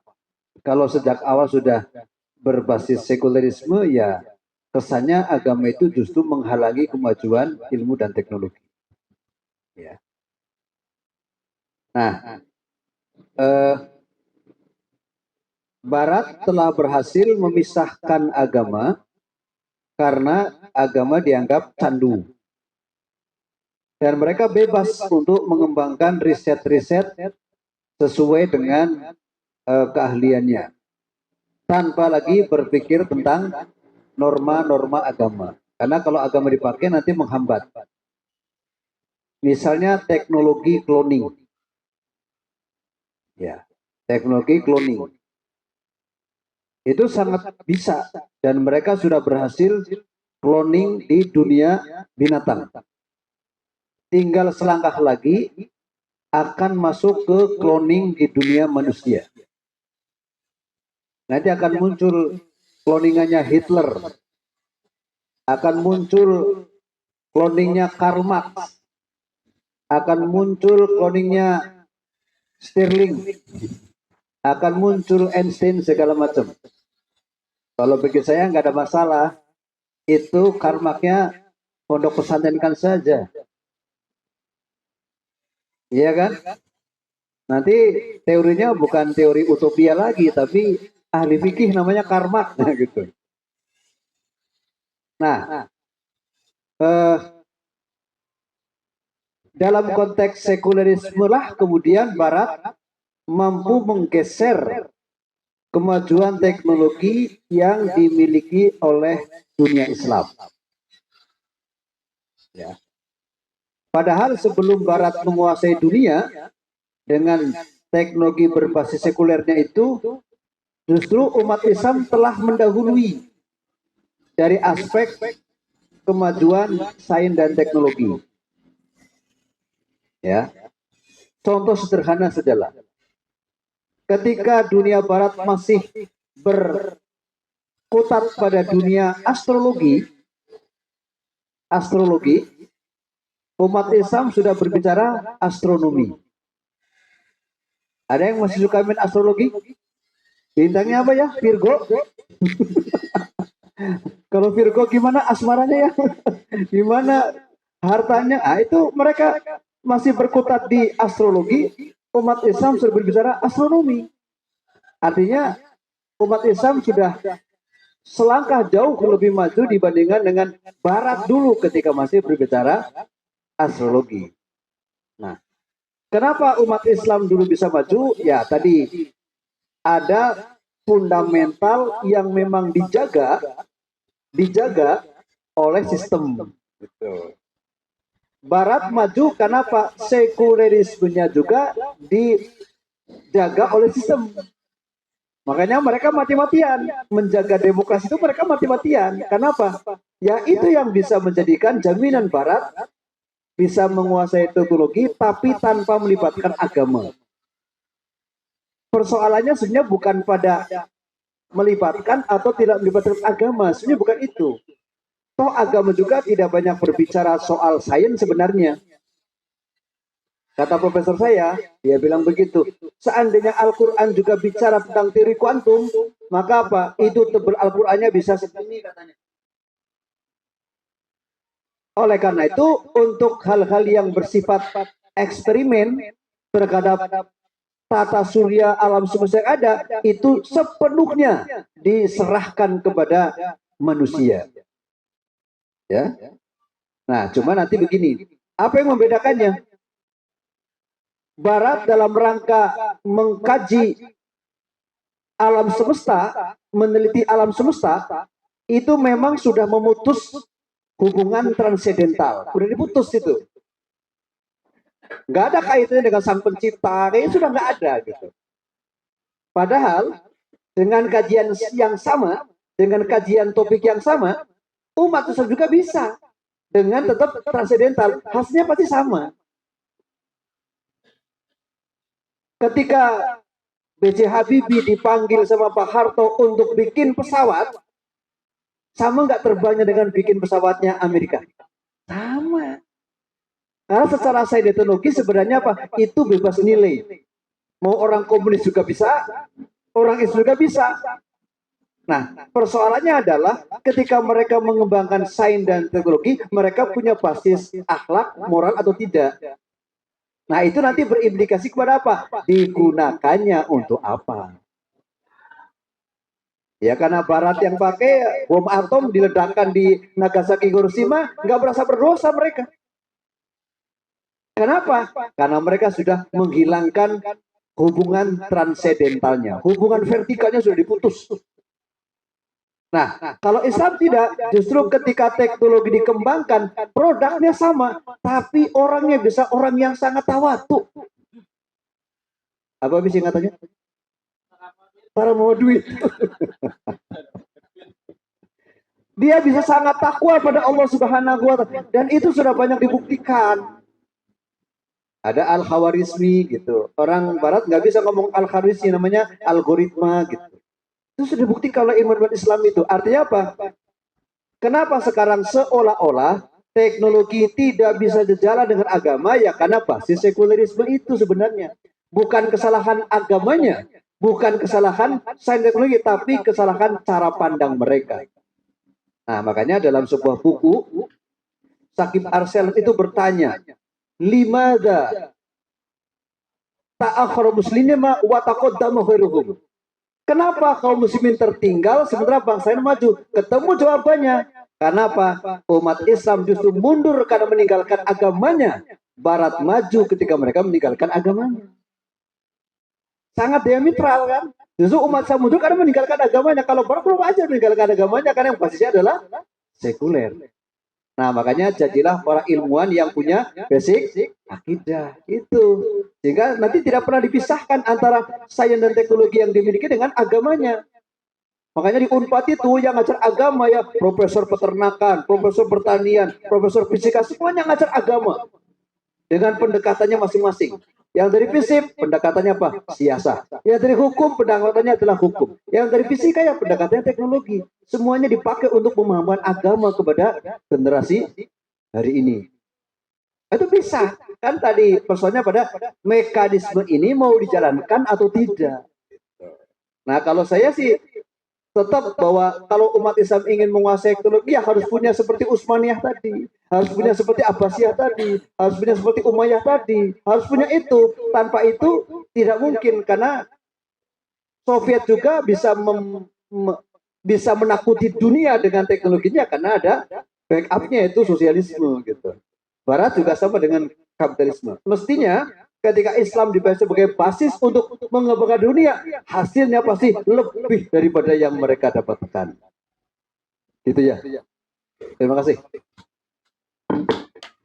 Ya, takbir, Allah Akbar.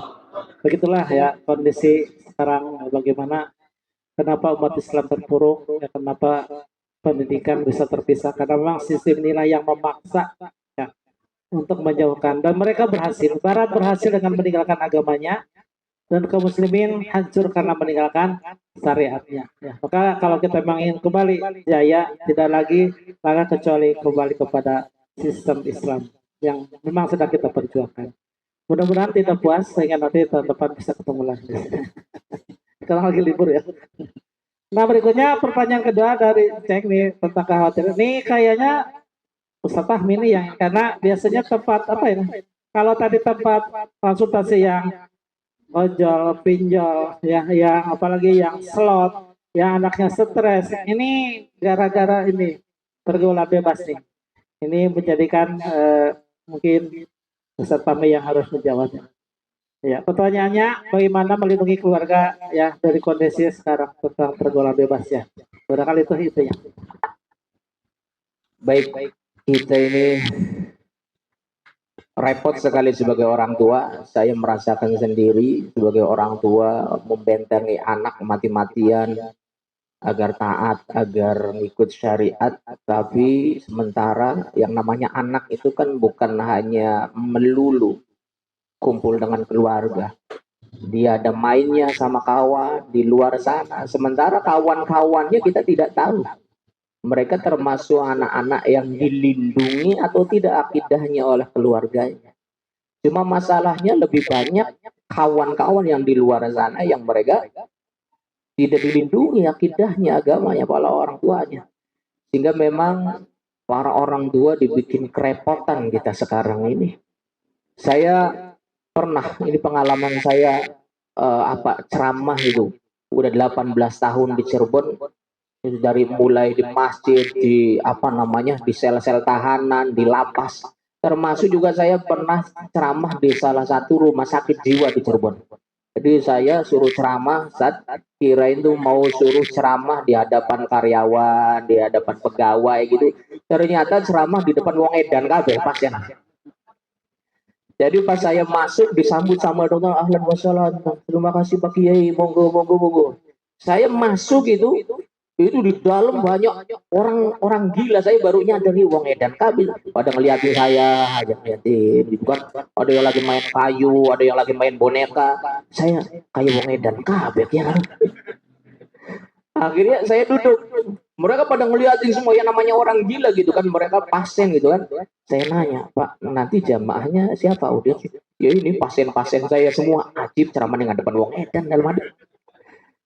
Itu singkat cerita, sebetulnya ceritanya panjang ini. Enak kalau cerita pengalaman saya ceramah di depan orang sakit jiwa itu. Singkat cerita, ada salah satu anak, Pak. Ada satu anak. Dia dulu waktu SD, SMP di As-Sunnah. Jadi sekolah As-Sunnah Salafi, menghafal Al-Quran. Dia sudah hafal 15 juz. Dilindungi oleh orang tuanya berarti ini kan. Dari SD di As-Sunnah, SMP mondok di As-Sunnah 3 tahun. Pas SMA, orang tuanya mengizinkan anaknya untuk sekolah di luar. Di salah satu SMA di kota Cirebon. Rusaklah mulai pergaulan di sana. Dan sama temennya rupanya dicekokin narkoba.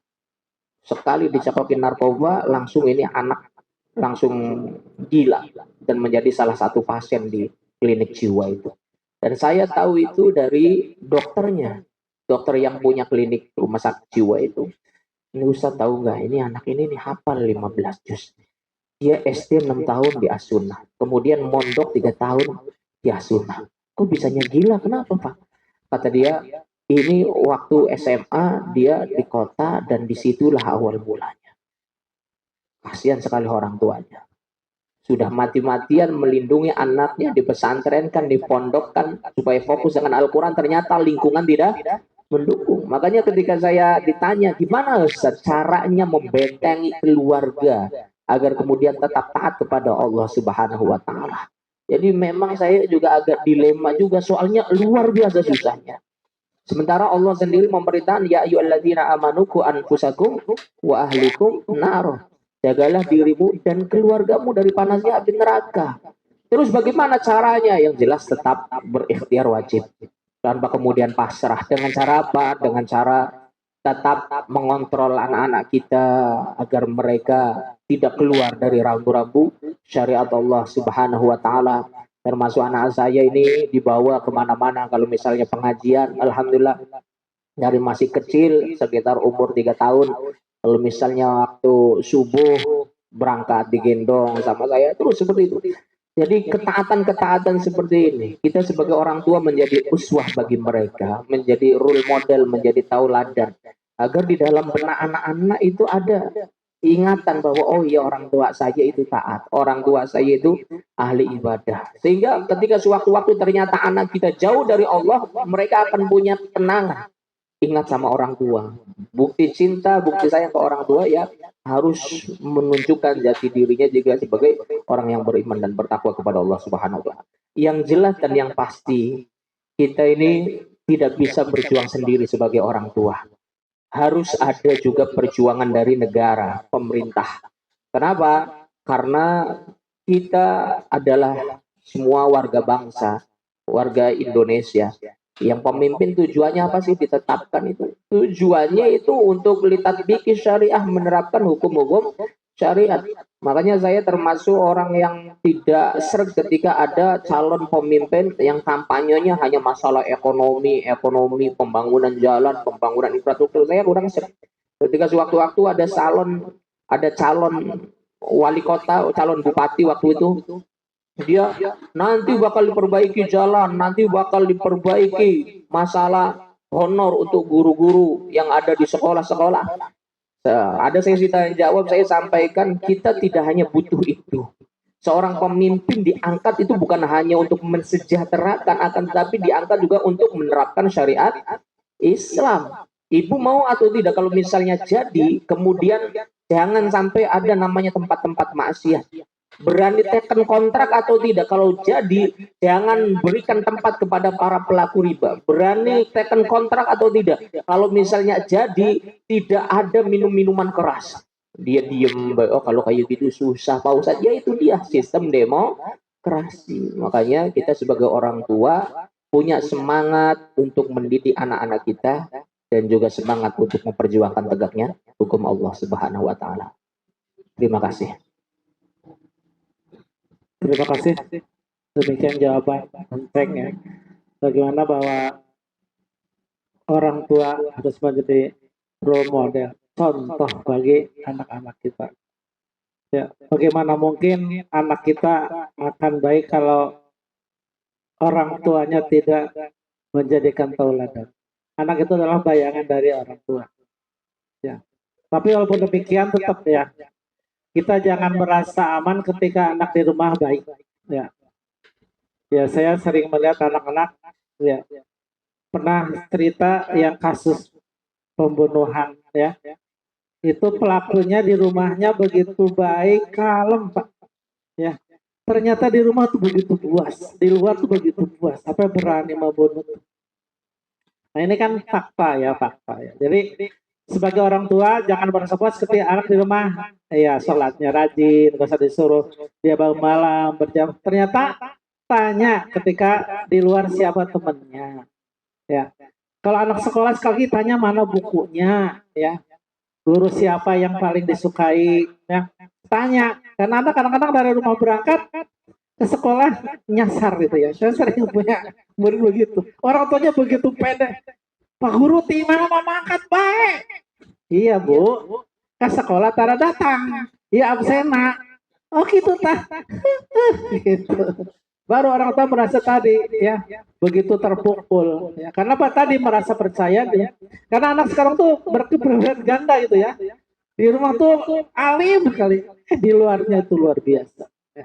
Makanya kita sebagai orang tua ya jangan terlalu percaya dengan anak-anak sekarang ya. Bukan berarti kita suudon bukan, tapi lihat dengan siapa mainnya ya. Ketika anak sudah oh ini mainnya sama si anak Ustadz Hilal itu yakin oh bener lah gitu kan sama siapa nggak tahu orang tuanya pokoknya orang Budura gitu. Tapi kalau main dengan Ustadz Fahmi insya Allah gitu minimal kan temannya siapa orang tuanya siapa Itu pentingnya tadi bebek, bobot, tutus itu. Main pun sama harus diperhatikan. Nah baik, untuk pertanyaan ketiga tentang bagaimana peran wanita dalam kepemimpinan. Apakah memang mutlak boleh atau memang mutlak tidak boleh, atau ada yang tidak boleh dan juga dibolehkan. Barangkali Ustaz Arif bisa menjawab pertanyaan dari Kang Yayat dari Lengkong Wetan. Alhamdulillah, ini saya berbahagia pada saat ini yang bertanya itu anak-anak muda. Semoga menjadi fenomena yang baik, yang positif untuk kebangkitan Islam di masa yang akan datang. Dari berawal dari momen ini, kemudian ke depan ada muncul para pemimpin Islam yang bisa merubah suasana Indonesia menjadi lebih baik lagi. Amin. Nah, ini pertanyaan yang luar biasa, memang berbobot dan cukup berat ya. Namun ini perlu menjadi perhatian kita bersama. Ini pertanyaan ini sebenarnya booming pada saat waktu pemilihan pada zaman periode Megawati akan jadi pemimpin itu. Sehingga pro dan kontra para ulama. Boleh tidak, boleh tidak. Nah, ini saya mendapatkan suatu riwayat hadis riwayat Imam Bukhari dari kitab Al-Jamis Shogir ya. Riwayat Imam Bukhari yang menyatakan bahwa Rasulullah SAW pernah bersabda bahwa para sahabat ini yang meriwayatkan Abu Bakrah. Rasulullah ditanya pada saat itu ketika pada saat Bancang Pakewu ketika ada perang Jamal. Dan itu berkaitan juga dengan ketika Kaisar Persia terjadi penyerangan sehingga banyak kaum laki-laki itu habis dalam peperangan itu. Maka para sahabat bertanya, ya Rasulullah, siapa sebenarnya yang bisa menggantikan kepemimpinan di Persia menurut engkau? Yang ini ada yang mengusulkan putrinya, gitu ya. Ada putrinya yang masih bisa dijadikan pemimpin pada saat itu. Namun Rasulullah menjawab pada saat itu. Apa jawaban Rasulullah? La yufliha qaumun wallau amrahum imra'atan. Hadis riwayat Bukhari. Artinya la yufliha, tidak akan pernah sukses, tidak akan pernah beres, tidak akan pernah bisa mengkondisikan yang baik suatu kaum apabila urusannya diserahkan kepada wanita. Nah, ini sebenarnya dasarnya adalah kepemimpinan Islam, kepemimpinan pada saat itu memang ada usulan putrinya, yaitu yang namanya Bawari ya, Bawasi binti Rawahih bin Kisra, cucunya Kisra ya pada saat itu. Nah, jawaban Rasulullah ini adalah memang menjadi dasar utama bahwa jelas tidak akan bahagia, tidak akan mencapai kesuksesan suatu kaum, termasuk ini kenegaraan yang dipimpin oleh wanita. Ini statement Rasulullah dan ini berdasarkan wahyu Allah. Wa may yantiqu anil hawa in huwa illa wahyu yuha. Rasulullah menyampaikan itu bukan atas dasar pemikiran dirinya, tapi dari wahyu Allah yang turunkan kepada Rasulullah. Jadi pada prinsipnya kepemimpinan wanita dalam suatu negara juga yang mencakup kebijakan-kebijakan yang ada kebijakannya terhadap hukum. Nah, ini jelas dalam hadis ini, dasar dari hadis ini bahwa haram hukumnya kepemimpinan diserahkan kepada wanita sampai kapanpun. Nah, ini jadi ini harus jadi dasar buat kita semuanya ke depan, jangan ada wanita jadi pemimpin negara. Kalau jadi pemimpin kepala TK boleh nggak? Itu mah karena tidak hanya bidang pendidikan saja, satu bidang saja, itu boleh saja. Jadi dosen atau jadi rektor boleh nggak? Boleh nggak? Boleh, kan itu hanya satu bidang saja. Kalau ini maksudnya adalah bidang yang menyangkut pada kebijakan negara, kebijakan hukum. Nah, ini mungkin pertanyaan saya sepengetahuan saya seperti itu. Semoga tidak puas. Nanti ke depan ada pertanyaan lagi. Demikian. Terima kasih. Ya, jadi berdasarkan hadis dari Rasulullah bahwa ya tidak akan beres sebuah perkara ketika diserahkan kepada perempuan, itu dalam masalah hukum ya, kepemimpinan. Jadi sudah jelas ya bahwa perempuan dibatasi dalam hak kepemimpinan. Bisa dibayangkan kalau perempuan akan jadi kepala desa, yang kecil aja lah. Ya. Bayangkan dia harus keluar malam-malam.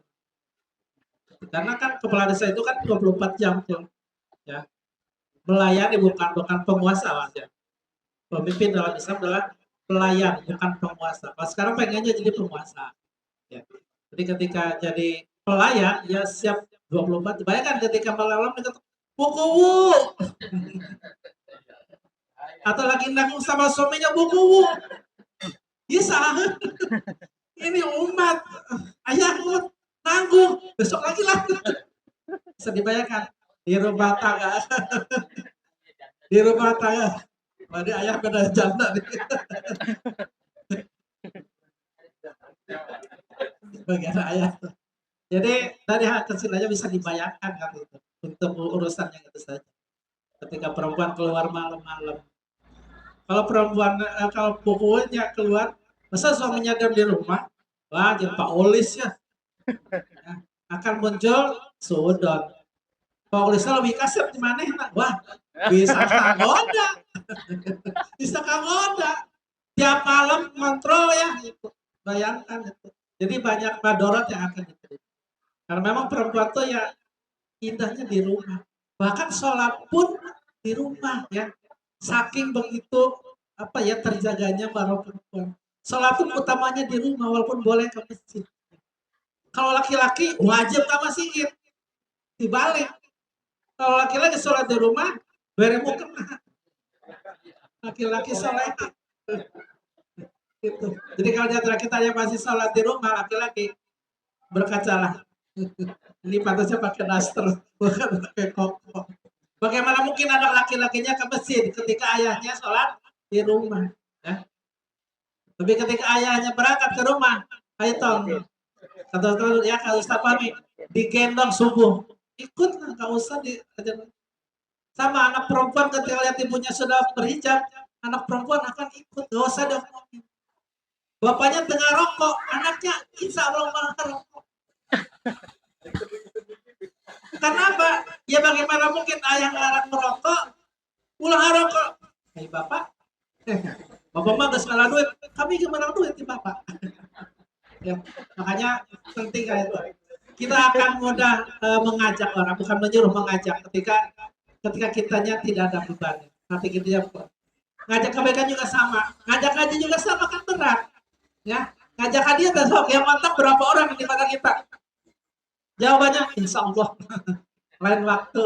Ya udah, resikonya kan dakwah itu, resiko dakwah itu kan ngajak nggak mau beres. Apa ngajak ngaji kemudian digebukin? Nggak ada. Ya, Pak ada di sang Ustadz berapa orang? Ustadz 5 orang. Lu nyangkut nah hiji. Pak ada banget. Abdi ngajak 3 orang, gak ada yang nyangkut. Bingung karena ada acara nengok keluarga yang apa-apa. Minimal sudah ngajak dapat pahala loh. Ya. Jadi kalau ngajak aja udah malas, oh bagaimana mungkin orang mau ya. Apalagi yang ngajak tuh makan. Calo. Calo. Aduh. Atau tuh milu ya macam surga gitu. Ya. Kan banyak sekarang kalau surga. Bikin mesin. Sekarang lagi ramai bikin mesin, Pak bagus. Tapi nanya mesinnya tak ayah.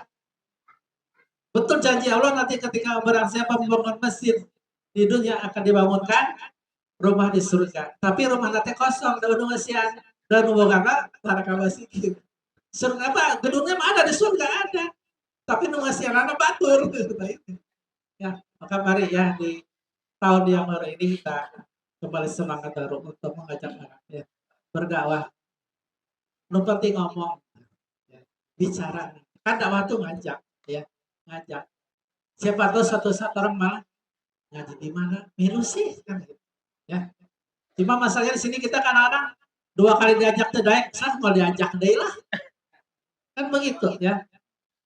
Kan sama saya juga korban diajak sama beliau gitu. Ya. Ya saya korban diajak, kalau tiap diajak nggak mau. Nah, jarang menuju ngaji lah, jarang orang ngilu ngaji lah, jarang. Tapi kalau mau mancing, ajak sih, dulu sih, kemana ya biasa. Kalau yang asik-asik tuh orang biasanya kalau ngaji mah pura-pura tahu jadwal ngaji tuh. Mas Haji ngaji hari ini siapa? Itulah bedanya. Ya, surga itu ternyata mahal. Ya, mahal sekali. Neraka lebih mahal lagi ternyata. Tadi kata berapa bokehnya? 400.000. Kamu datang surga neraka? Surga dunia. 400.000.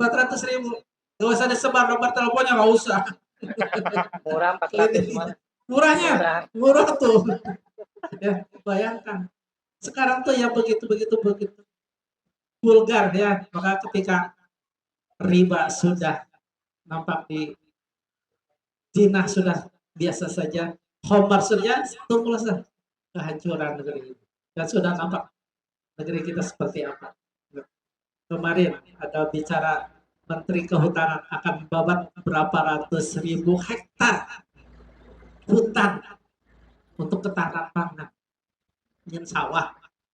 Yang ketika kemarin presiden kita bikin food estate, ya, yang tadinya pare jadi jagung, ya, entah kemana kayunya gagal total. Sekarang mau dibuka lagi.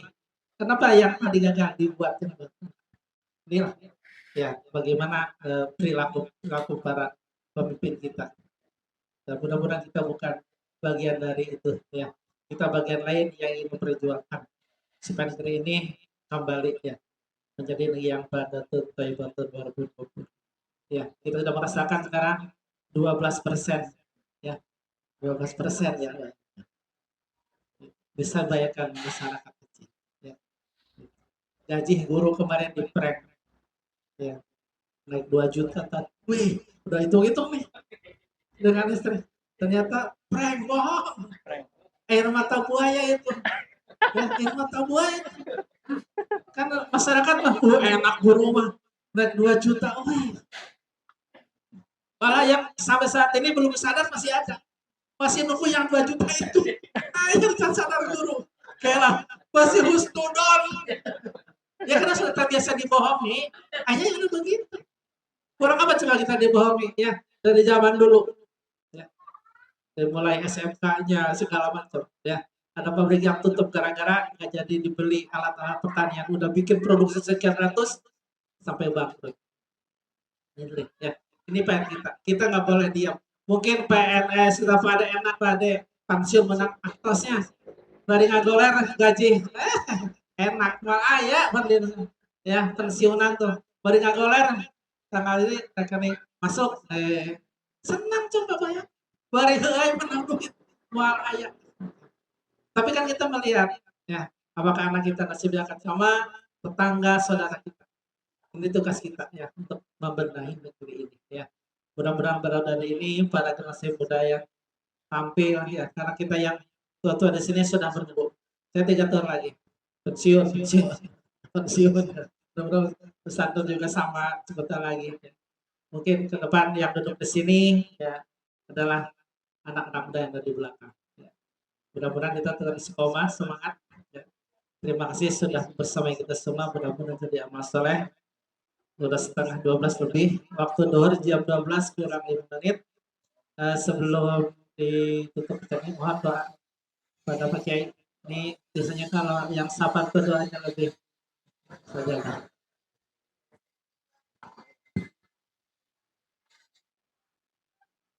A'udzu billahi minasyaitonir rajim. Bismillahirrahmanirrahim. Allahumma shalli ala sayyidina wa habibina wa karimina wa syafi'ina wa dhukhrina wa maulana Muhammad wa sallim wa radiyallahu tabaraka wa ta'ala an kulli ashabi rasulillah ajma'in amin amin ya rabbal alamin.